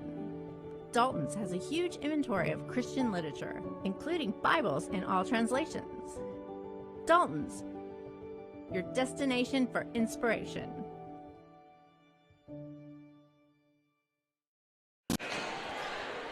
Welcome back. Second quarter. Just about set to begin. East with the basketball. It'll be Caden Brewer. That'll trigger. 19-16 Eagle lead. But again, fans, the fouls on our scoreboard and the scoreboard here in the Panther Den have reset back to 0. Corner 3 off the mark for Chase Evans. East able to grab the rebound. It's Taylor with it. They'll kick it over to Brewer up top. Now Taylor swings it into the corner. Evans now back to Brewer. Hot potato it goes. Top into the right corner. Shot 3 wouldn't go, and Gibson grabbed the rebound. He got fouled. Good box out by Gibson on that one. Reed Raby checks into the ball game for the first time as DeZarn will take a seat. Raylan DeZarn quiet in that first quarter. It's going to be Max McClure. Call out the offense, bring it up. Over to Rowers. William Rowers, and away from the ball. We've got another offensive foul. Yeah, Noah Brandon right there. He didn't give the defender enough time to, get his feet. Well, Brandon will pick up his first. That's the first on the Panthers here in the second. Panthers are in the 1-3-1. Caden Brewer. Corner goes Evans, back to Brewer. Back to Evans deep in the corner. He gets double teamed. Now swing it around. It's Adams. 3 off the mark. Collision heading the other way. Foul going against Riley Adams, his second, and it's the team second for the East Henderson Eagles. Under 7 minutes. Second quarter. It's been at 19-16 for a while here. Panthers briefly saved it. Up it goes. Outlet. Caden Brewer off the glass. And the difference in this game right now are a few turnovers and easy baskets that East has gotten. Franklin's had to work for every basket. McClure finds Rowers. Now Brandon. And again, another offensive foul. We've seen 3 offensive fouls on illegal screens. Yes. In this first half. All on the Panthers. That'll be the second whistled on Franklin. And that one's going against Rowers. His first. No look pass into the corner. Adams tiptoes, throws it away. William Rowers intercepts the pass. Quickly up court it goes. Noah Brandon kicks it out. It's a 3. Reed Raby off the mark. Brewer grabs the long rebound. Collision, body's hitting the deck. Foul going to be called on Franklin. Blocking foul. Whistled on Noah Brandon. That'll be his second. And the third on Franklin. The fouls are starting to mount up here in the second. Both teams. It's kind of strange to say the fouls are mounting up when you have 3 and 2 on the board, but with the 5 foul, a mark you have to hit. It's significant. Caden Brewer will travel with it. Shuffled his feet as he attacked. I don't know if we can get a replay on that. I wanted to see because it looked like he kind of dropped the ball and then kind of walked. I don't know. Yeah. Just it seems odd because he's actually getting by everybody, and I think that's what it is. McClure finds Rowers. Good screen by Jacob. McClure going to back it out. McClure open jumper. Can't get the roll. Rebound Evans. Off it goes Taylor into the front court for the East Henderson Eagles, dressed in their black uniforms with dark green numerals. hard to see. They're on this side of the court this half. So second half's going to be very difficult. Rowers with the steal and the bucket. Yes, good defense by Rowers on that one. Caden Brewer, the junior for Coach Jones, brings it up, gives it up. Into the corner. Deep pass. Around it goes. Evans. Three. Up and good for Chase Evans. 24-18. East. Their biggest lead. And 6. 4:44 left. McClure to back it out.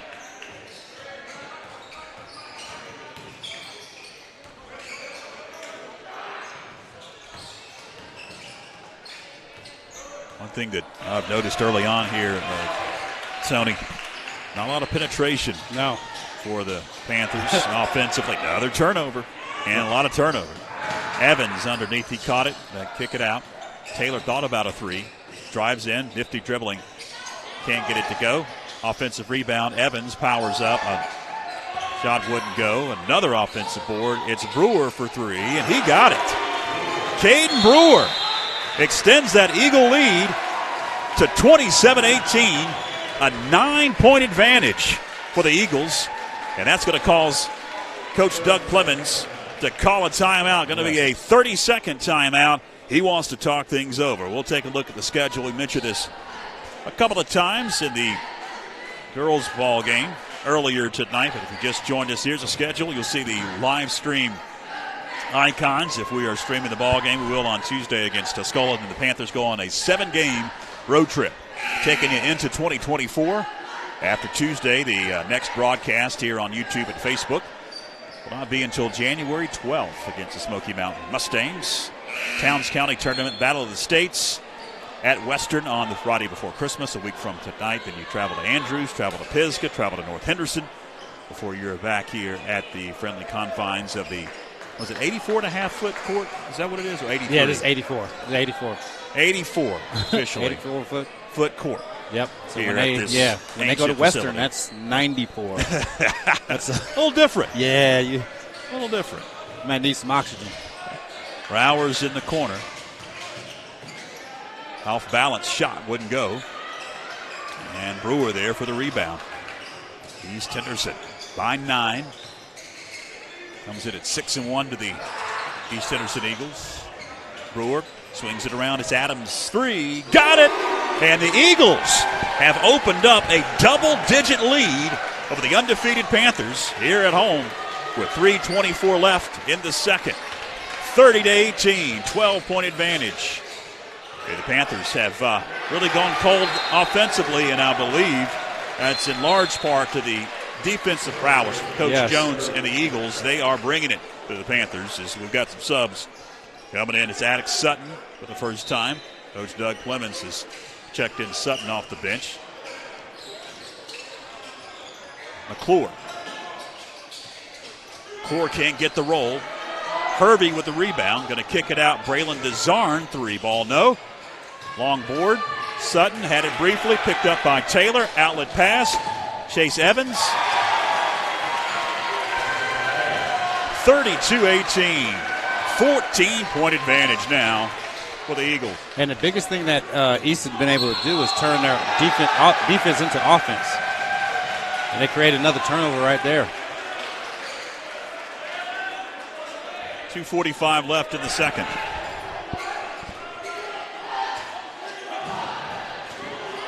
Wyatt Taylor into the front court. He's going to attack. And Taylor going to be bumped by Braylon DeZarn.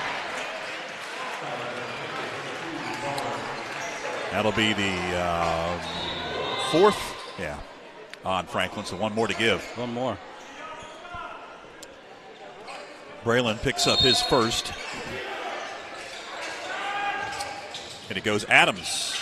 Shot wouldn't go on the rebound. Braden Hervey goes up, and he's going to get fouled. Foul going against Chase Evans. His first, team's third. 2:30 left. McClure into the front court, trailing by 14. DeZarn finds Sutton. Calls out the offense. Now it's Rowers. Rowers gives it up to McClure. McClure can't get it to go. And the Panthers have gone cold from the floor. Yes, they have. And it's like I said before, every single basket that the Panthers had has been earned. Had to work hard for it. A lot of the points that East got were fast break. They were up tempo, so they got a lot of easy baskets, and that's how the lead has bloomed to what it is now. Well, this is the conference opener. Got a timeout on the floor. The conference opener for both teams. See zeros in the columns for all of the Mountain 7 Conference teams, and this is the first night of conference play. Franklin there at the top along with Pisgah just because they're undefeated. East, though, at 6-1. They have the most wins out of any team in the conference. 6-1, and North Henderson. See Tuscola, the next opponent, at the bottom, 0-5. Yeah, and you know what? So what we talked about last year during the tournament is that the conference is still kind of young. Like Pisgah was a young team last year, I remember. And then East, they've been coming, year after year, getting better and better. The conference is actually a strong conference from top to bottom. Out of the timeout, it's going to be East Henderson basketball. 2 minutes left. Caden Brewer gives it up.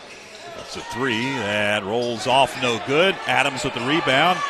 Third shot, up and good.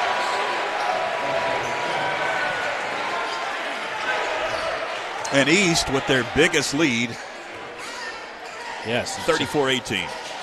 Hervey to the hole. Breaks the drought, does. Yes. Braden Hervey cuts it to a 14-point advantage. And that right there, that was just energy and effort by Chase Evans. Adams tiptoes the baseline. Has to get it out of there. It's going to be intercepted. Up it goes. Braylon DeZarn couldn't get it to go. And himself too far underneath the basket. Brewer's pass knocked away as he was feeding underneath to Aiden Sumner. East resets underneath their own basket with 70 seconds left here in this first half. Up 14. Taylor, three. Off the mark. Rebound Rowers. 60 seconds left. Sutton has it knocked away. It's Wyatt Taylor. The steal and the bucket. 36-20 matches the East Henderson biggest lead. Hervey drives in, kicks it out. Down to 40 seconds left. Sutton three. Off the mark.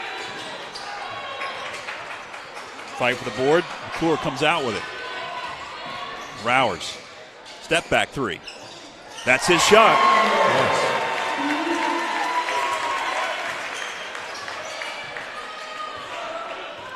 (36-23). 13-point advantage, 13 seconds left. Taylor swings a pass, almost intercepted across court as William Rowers climbed the ladder and almost was able to secure that one in the air. Stops the clock, 6.4 seconds left.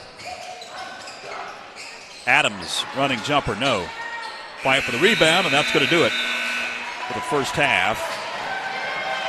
At the Den, 36-23, East Henderson with a double-digit lead over the Panthers. First double-digit lead, or deficit rather, for the Panthers so far this season, coming in at 5-0, trailing 36-23. All right, fans, stay with us. We'll come back here in a few moments. We'll have some halftime analysis. And we'll get you set for the beginning of the third quarter here in just a few moments.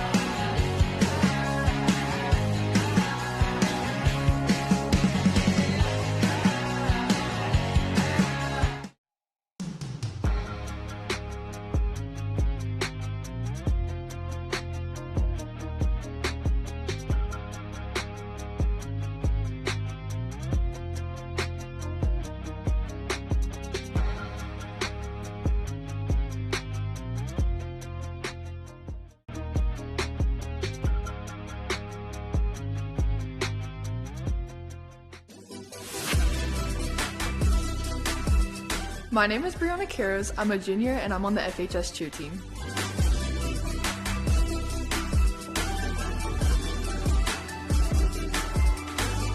My personal goals for this season is to better my skills as an individual and to help my team win state again.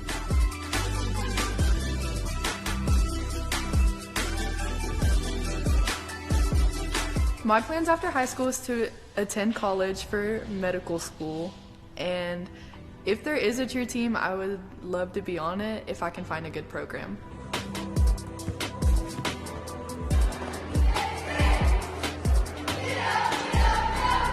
The thing I love most about cheerleading is the life skills and character development you gain along the way. You're always working with new people and you have to be able to work well with others and trust each other to work as a team together.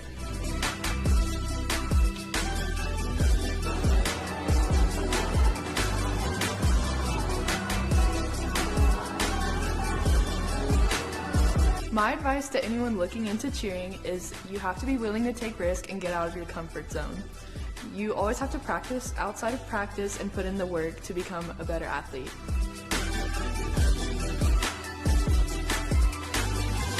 Let's go, Big Red!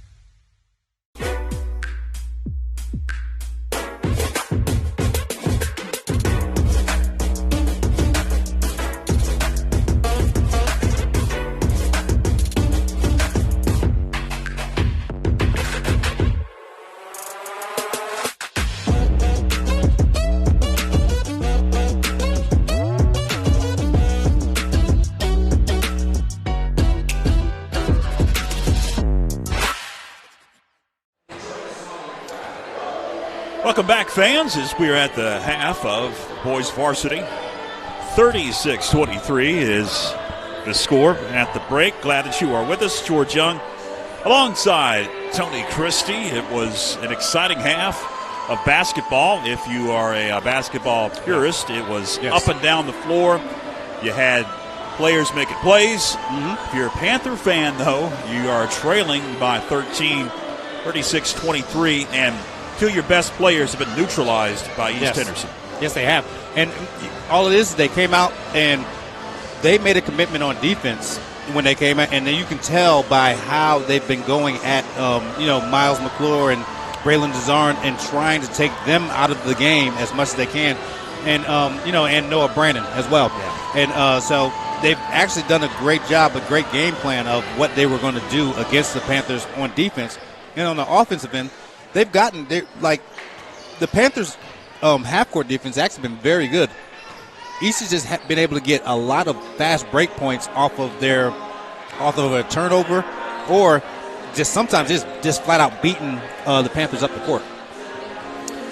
If you're East Henderson, you knew, and you're a Panther fan scouting East Henderson, you knew that Brewer was going to be the player that you're going to have to at least try to contain. Yes. He's going to get his points.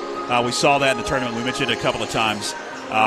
He's one, if not the best players in this conference, and he has showed why in that first half. Yes, and the one thing that you see, a lot of people look at all the offense that you see, but if you really pay attention, he's the leader on defense for the team, and he's calling stuff out and telling people what to do, and his intensity that he brings on the defense translate to everything that happens in offense for that team, because they've actually been able to run their offense very efficiently and effective throughout that whole first half. All right, we got about 4 minutes until we'll tip things off. We'll take another break, come back, and tip off the third quarter right after this.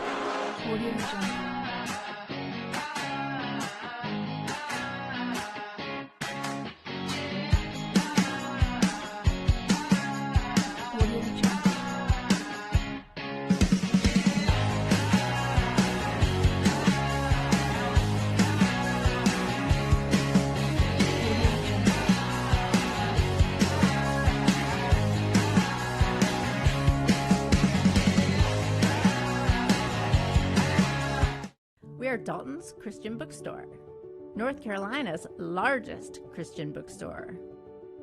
We offer a wide range of gifts and apparel. Children will find a world of fun to explore in our interactive kids section. Dalton's has a huge inventory of Christian literature, including Bibles in all translations. Dalton's, your destination for inspiration.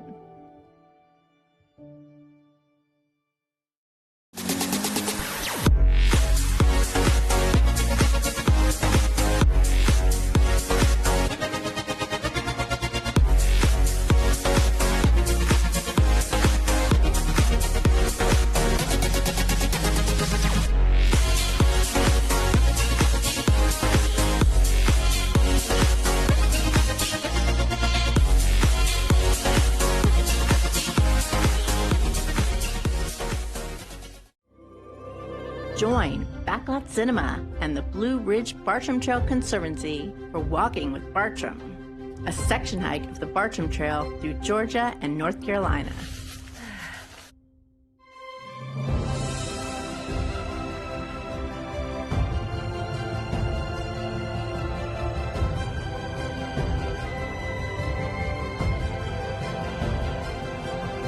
Streaming now on YouTube and Facebook. In open space, Hanley at the 20, 15, 10, 5, touchdown. Davis hits one into right pretty well. Right fielder backpedaling. It's out of here.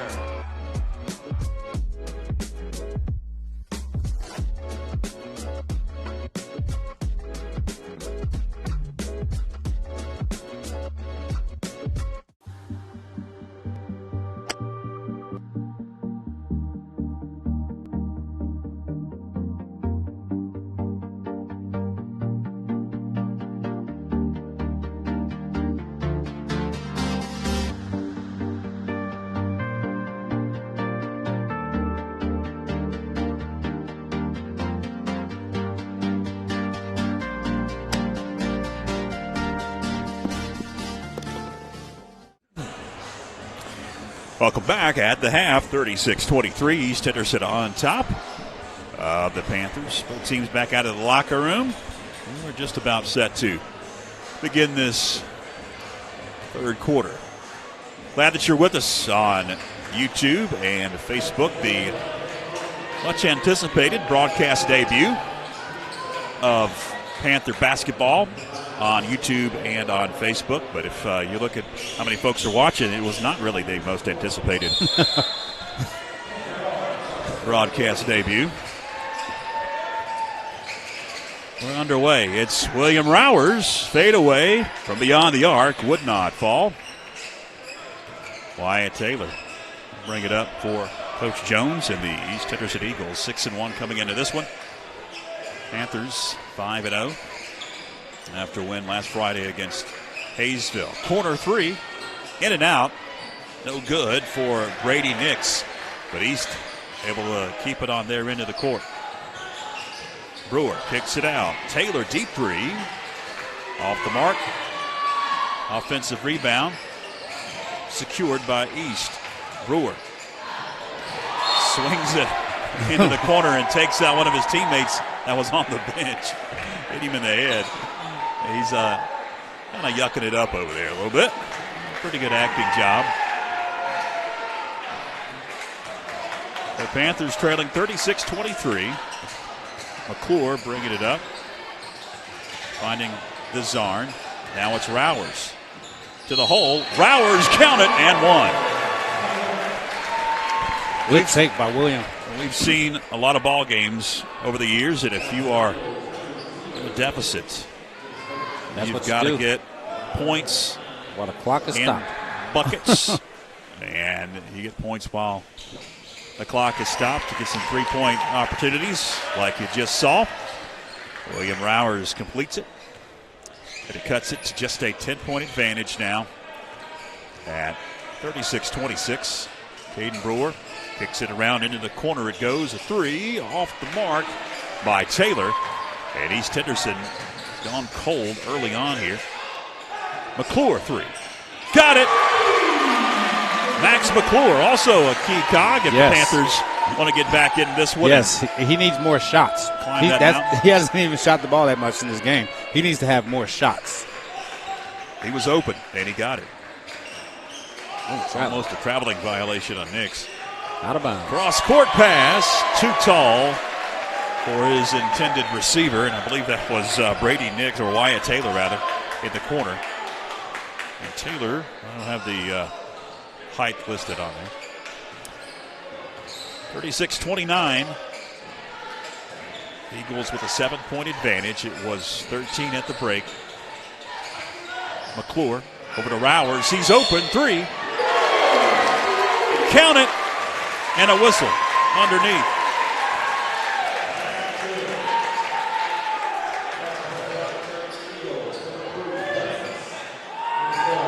So Gibson, was he going to be whistled on the screen, or was it? They're going to give it to East Henderson. Okay, it's going against Joseph Justice. Inbounds pass, Desarn off the glass. Look out! It's a 2-point advantage for East Henderson. 36-34. They've come out and gotten some good baskets. 11-0 run to begin this third quarter for the Panthers. 5:48 left. Into the backcourt, it's Caden Brewer, as East has yet to score in this third quarter. Taylor, three. Off the mark. Rebound, McClure. Max feeds up court. Noah Brandon open for three. Short. Justice grabs the rebound, quickly gives it up.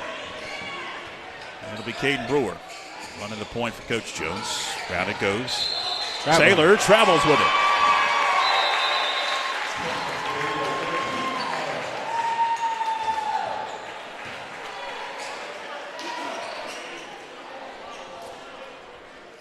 See if the Panthers can build on this momentum they have coming out of the locker room at half. McClure directing traffic.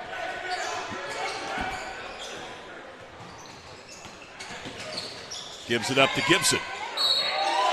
Can't get the roll, but Jacob Gibson will be at the line for two shots. That'll be the third team foul on East Henderson. And that was a nice setup by Max McClure. Aiden Sumner picks up his second. Again, the five-foul limit comes into play here in this third quarter. We talked about it ad nauseum tonight. New rule. Got the roll, did Gibson on the first opportunity.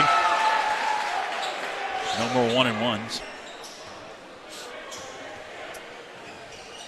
And Gibson gets the second to go. And we are tied at 36.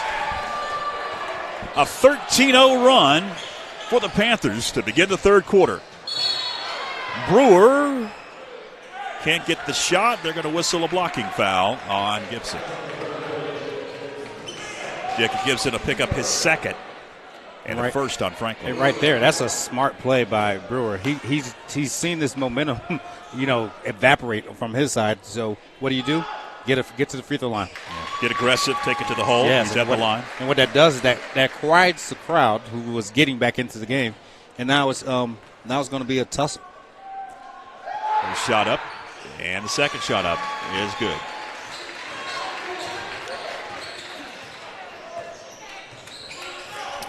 (38-36), 2-point edge for East. Braylon Desarn with it. Over to Brandon. Brandon wants to get it underneath to Gibson. Kassad's better of it. Finds Rowers. Rowers Players are hitting the deck, and we've got a whistle and a traveling violation on William Rowers.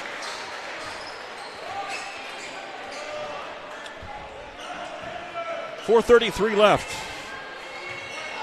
Third quarter. Turned out to be a great ball game. Yes. That 13-0 run was snapped to tie the game. Deep three, up and good. Now East Henderson going on a run. Joseph Justice able to hit the trifecta. Check that. Riley Adams able to hit that trifecta. Rowers pulls up, can't get it. Brewer comes down with it. Up court quickly it goes. Back to Brewer. Another deep three, and that's an air ball. Outlet pass intercepted by Brewer. He knew that was coming, Tony. Yes. He was looking back. Brewer, nifty off the glass.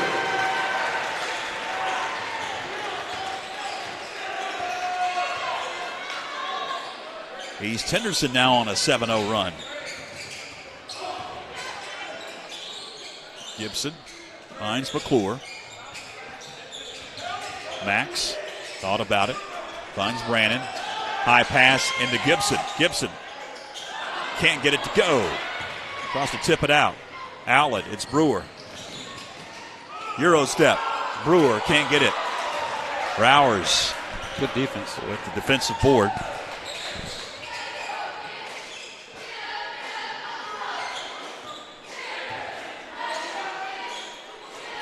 Rowers on the dribble. High off the glass. Rebound, DeZarn, three, off the mark. Another long rebound, it's McClure. Finding Braylon DeZarn. DeZarn leans into it, and an offensive foul. Charge on Braylon DeZarn.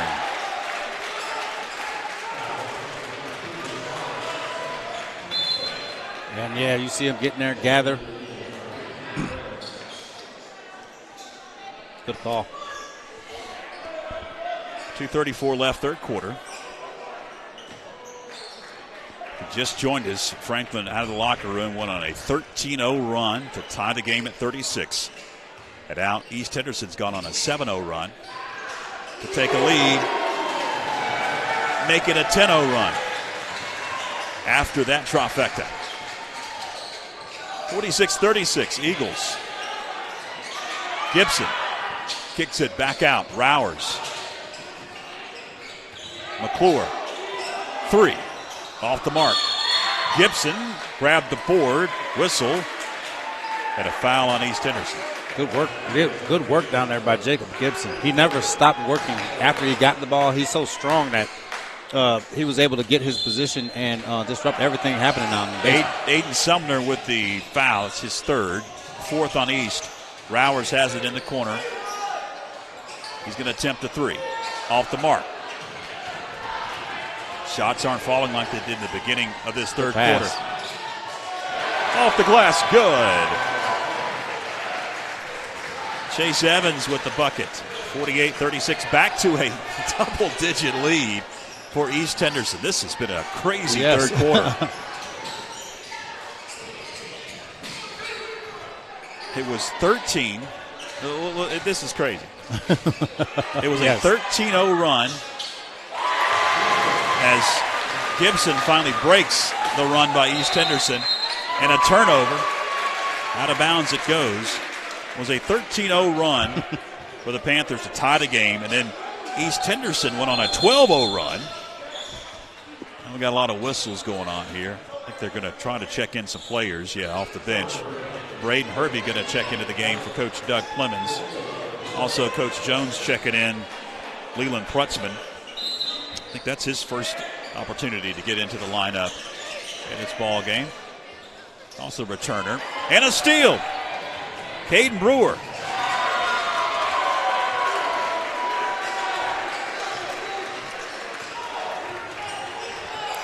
DeZarn thought about it, lost it, picked it back up. William Rowers. Late whistle. Fifth foul on East. Shots coming up for William Rowers. tell you, in this ball game, you cannot have a lazy pass. No. Both teams, somebody is there to steal. I'm about to say both teams, they're very adept at stealing the ball. And so if you sit in a lazy pass or a bounce pass on the perimeter, it's probably going to get taken. Bowers can't hit the first.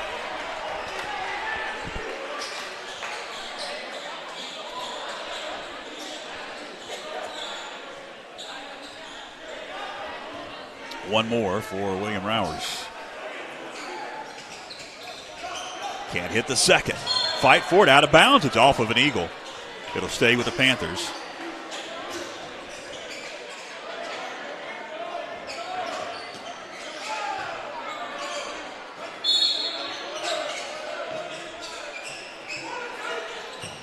McClure in the corner. 54 seconds left. Gives it up to Noah Brannon. Brannon back to McClure. Finds Rowers at the corner. Shot from the corner. Would not fall from three. And it's East Henderson with the opportunity. With 30 seconds left. Is Caden Brewer going to slow it down? It's been a wild third quarter. It really has. And we're basically at the exact same point we were at the beginning of the third quarter. It's a 12-point lead for East Henderson. It was a 13-point lead at the half for East Henderson. Franklin tied the game at 36, but has only scored 2 points since. In the corner, it's a three off the side of the backboard. 2 seconds left. Shot at the buzzer. Good. For Riley Adams. Watch this. Yes. Side of the backboard. He gets his own rebound and tips it in. There you go. Just like how he drew it up. 52-38 after 3 quarters. Stay with us. We'll be back right after this.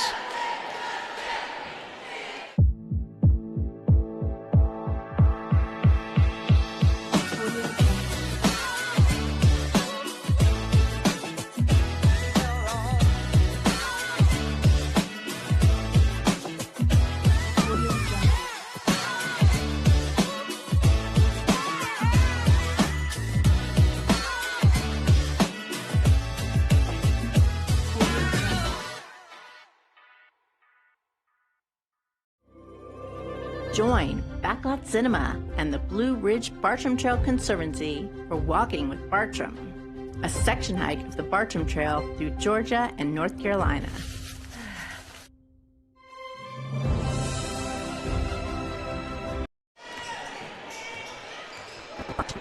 We're underway, fourth quarter. Adams, who hit the buzzer beater, has it in the corner. Got a feed underneath, knocked away.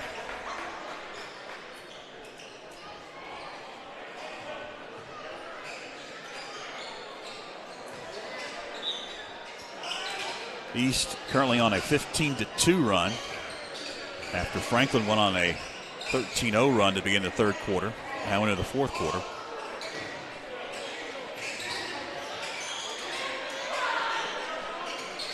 Caden Brewer kicks it over, a deep three, up and good. Brady Nix. He gets into the scoring column. Does Nix. 18-2 run for East Henderson. And a steal. Caden Brewer gives it up, out of bounds, and it's going to be a turnover. Trying to give it to Chase Evans. We got a whistle and a timeout. Coach Doug Clemens wants to talk things over. It's going to be a full timeout. So we'll take a 30-second break. We'll be back right after this.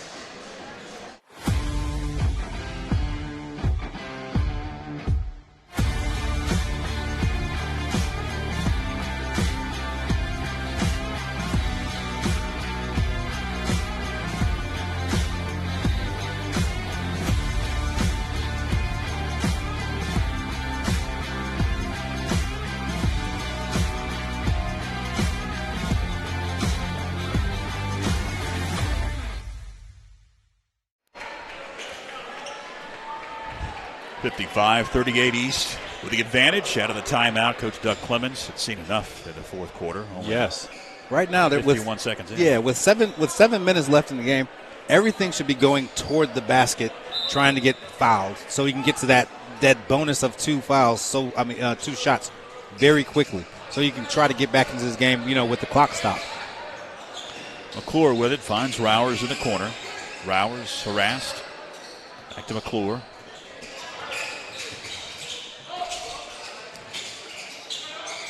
Herbie had it briefly, then shoveled it out. Nobody home. I don't know what happened there. So another turnover for the Panthers.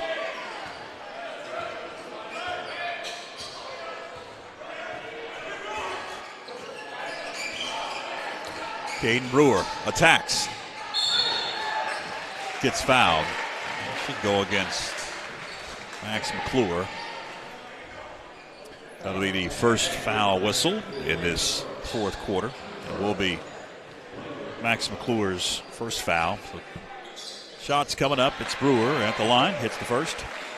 6:40 left here in the fourth. Second shot. He can't get the roll. The East currently on a 19-2 run after giving up a 13-0 run for the Panthers. And since that 13-0 run, Panthers only been able to score 1 bucket. Until then, William Rowers, top of the key 3. 15-point advantage now for East.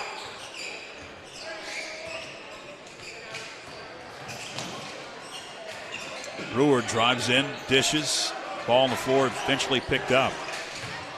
East retains possession. Evans off the glass. Very good ball movement by the Eagles on that one, and actually the whole game.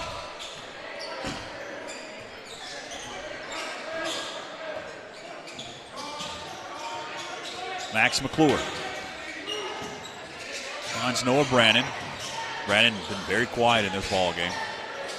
Over to Braylon DeZarn. His pass almost intercepted. Caden Brewer knocked it out of bounds. Panthers will reset. 5.5 left here in the fourth. Herbie in the paint. Count it, and 1 for Braden Herbie. And that's it right there. The ball should be getting inside and having opportunities like this. And 1 opportunity. Brady Nix picks up the foul for East Henderson. It'll be his first, and his second. It'll be the first on East here in the fourth quarter. And it gives you a chance to kind of set up some pressure if that's what you want to do. Did not hit the free throw. 58-43. You just joined us. Lady Panthers able to get a victory over the Lady Eagles pretty comfortably in the second half. Riley Adams able to get the bucket for East. 60-43. As the Lady Panthers improve their mark of 3-3. Another turnover is Caden Brewer to the hole. Another whistle and another timeout for Coach Doug Clemens. Biggest lead so far for the East Henderson Eagles, 62-43. It'll be a 30-second timeout. We'll throw that schedule up, talk about what's upcoming for the Panthers. After tonight, Tuesday, another conference ball game against the Tuscola Mountaineers. And out of conference, 5 straight, if you throw in the January 3rd ball game at Andrews, and back in conference play on January 5th against Pisgah. And then at North Henderson, 7 consecutive ball games on the road for the Panthers, and come back home for the Balakowie on January the 12th. That'll be our first broadcast of 2024, and the first broadcast after Tuesday. It'll be about 3.5 weeks before we talk to you again after Tuesday's affair with Tuscola. Rowers can't hit from beyond the arc. Brewer grabs the rebound. He's going to take off. 4.5 left. We'll see if Coach Jones elects to drain some clock here with a comfortable lead. It's Brady Nix with it. Going to back it out. Chase Evans to the hole. And one for Chase Evans. Good take right there by Chase. With that bucket, it's a 21-point edge for East Henderson.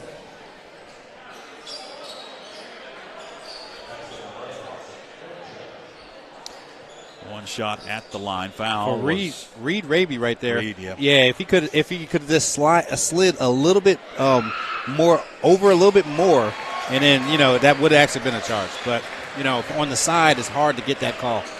Panthers pick up their second foul, team foul here in the fourth. Raby his first. Max McClure on the dribble. Finds Rowers now outside. The defense has been, stifling. Yes, intense. McClure's shot from beyond the arc. No. Ball tipped around out of bounds. Last touch by Panther. 3:47 left in the fourth. And he goes to the corner. Panthers trying to trap. East will break it. Brady Nix into the front court.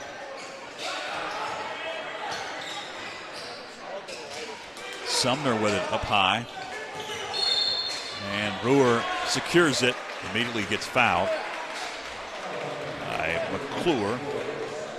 Will be his second. Third on Franklin. No shots here.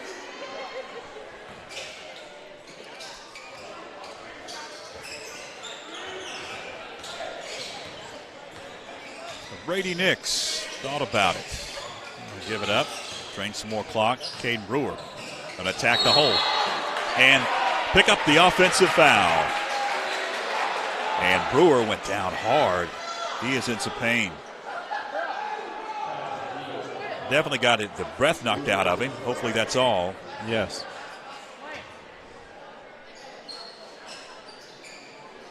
They will attend. Here comes Lynette. They'll attend to Caden Brewer. Here's the replay.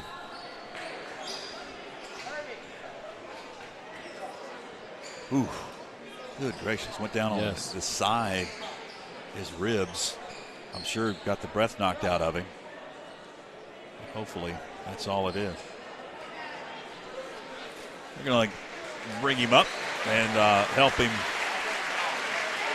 Well, he's just going to walk to the bench on his own. So hopefully that's exactly what it was. Just got the breath knocked out of him.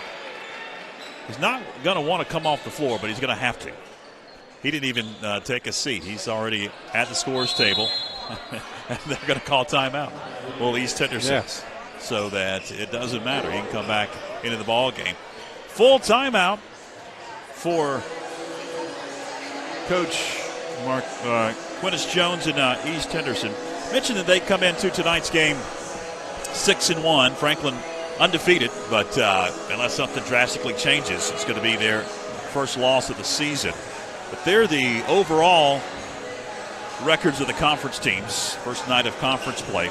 Kind of get an idea of some of the teams and maybe how things will shake out. But East Henderson proved last year that it really doesn't matter.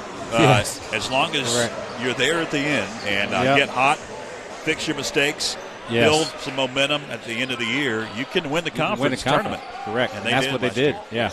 It's pretty impressive that run, because us doing all the games, we got to see it, and it was pretty impressive how you saw this team come together and figure it out. Everyone was playing a role, and they were able to run their stuff, and it starts on defense with the Eagles team. And I tell you, those games that they played in that tournament, they were dominant. Yes. And it wasn't a fluke. It wasn't a shot here that went and a shot for the opposing team didn't. They ran a couple of teams out of the building. Yes. Back to action. 3:15 left. As I mentioned at the top of the broadcast, on the boys' side, almost the entire team returned here in 2023-2024 as McClure will be at the line for a couple of shots.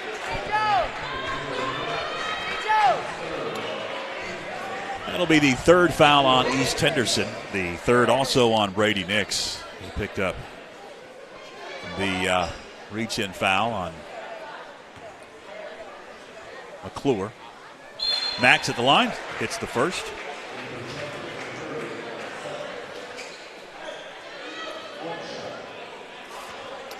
One more for McClure. Can't hit the second. Brady Nix off to the races. His pass intercepted. Noah Brannon intercepted that pass. Gives it up to Sutton, over to Noah Brannon. Brannon can't hit from beyond the arc. Rebound, Reed Raby. Panthers keep it on their end of the court. Brannon lobs one underneath. Now it's McClure, three, no. Panthers, again, an offensive rebound. McClure double team. Finds Brannon, gets it slapped away to Brannon. And Chase Evans. And with this sign in front of us now, we can't look down through the bar. I know. Stand up at some point. The Panthers came into this ball game averaging over 70 points, Tony. Yes. Not going to be anywhere close in this one. Standing at 44 right now. McClure got the roll. Now East Henderson, they could hit 70 easily. And we're going to time out, a 30-second timeout called by, now that's going to be a full timeout for Coach Doug Clemens. So we'll take a quick 30-second break back after this.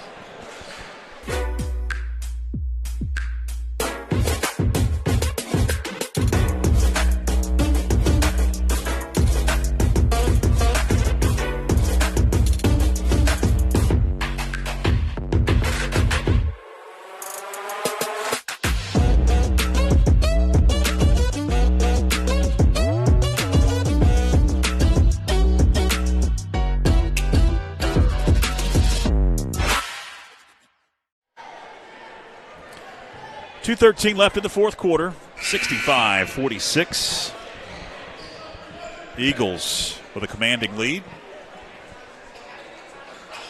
At one point here in the second half, it was tied at 36. Yes.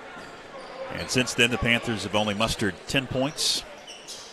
And East Henderson has pretty much had their way offensively.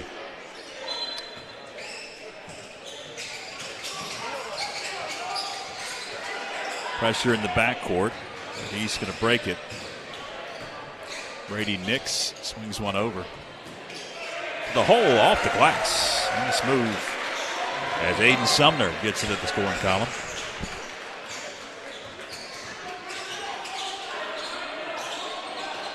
Minute 50 left. Panthers going to suffer their first loss of the season.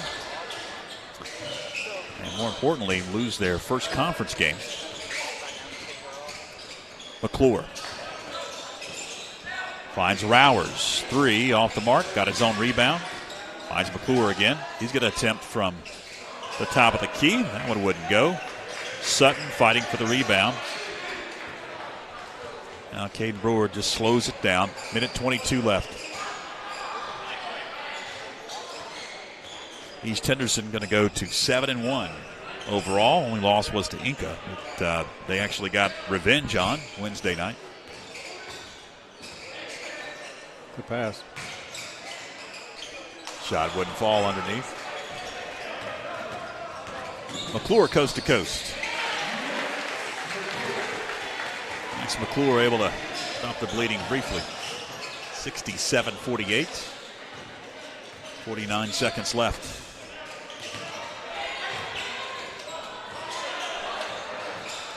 Adams fires it up top. Sumner kicks it over. It's a three up and good. That'll be an even 70 now for East Henderson as Brady Nix hits the trifecta. In the paint, McClure couldn't get it to go. 20 seconds left. Maybe it. 70-48. East Henderson dominates the Panthers on their home floor. Yes.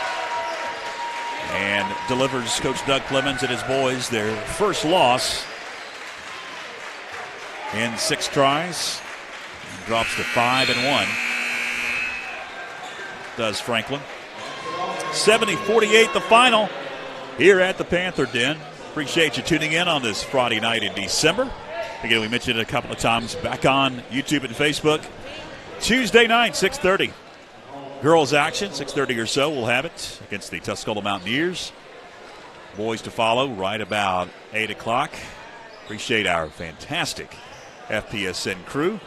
Got a new crew member tonight, Logan, on one of our cameras. And Christine. Logan did a great job. Christine did a great job. And Clinton Everybody, Taylor. Clinton always helped out back there.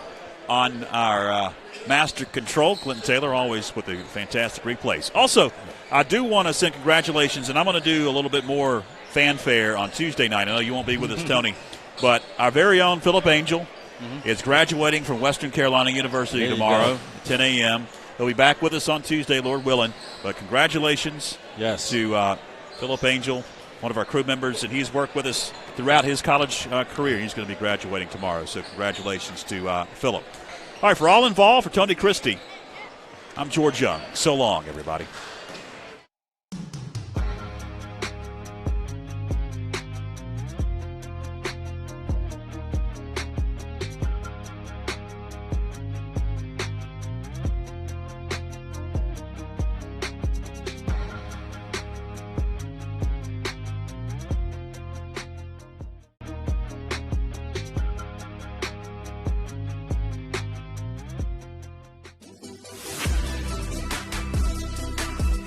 My name is Brianna Caros. I'm a junior and I'm on the FHS cheer team.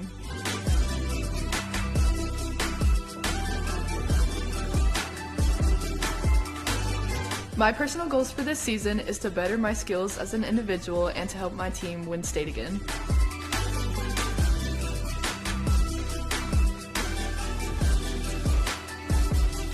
My plans after high school is to attend college for medical school, and if there is a cheer team, I would love to be on it if I can find a good program.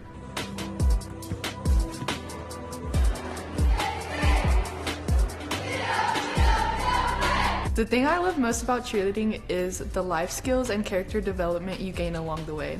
You're always working with new people, and you have to be able to work well with others and trust each other to work as a team together.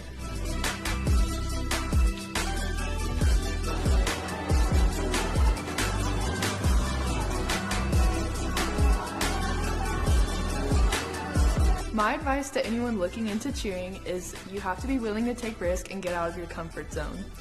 You always have to practice outside of practice and put in the work to become a better athlete.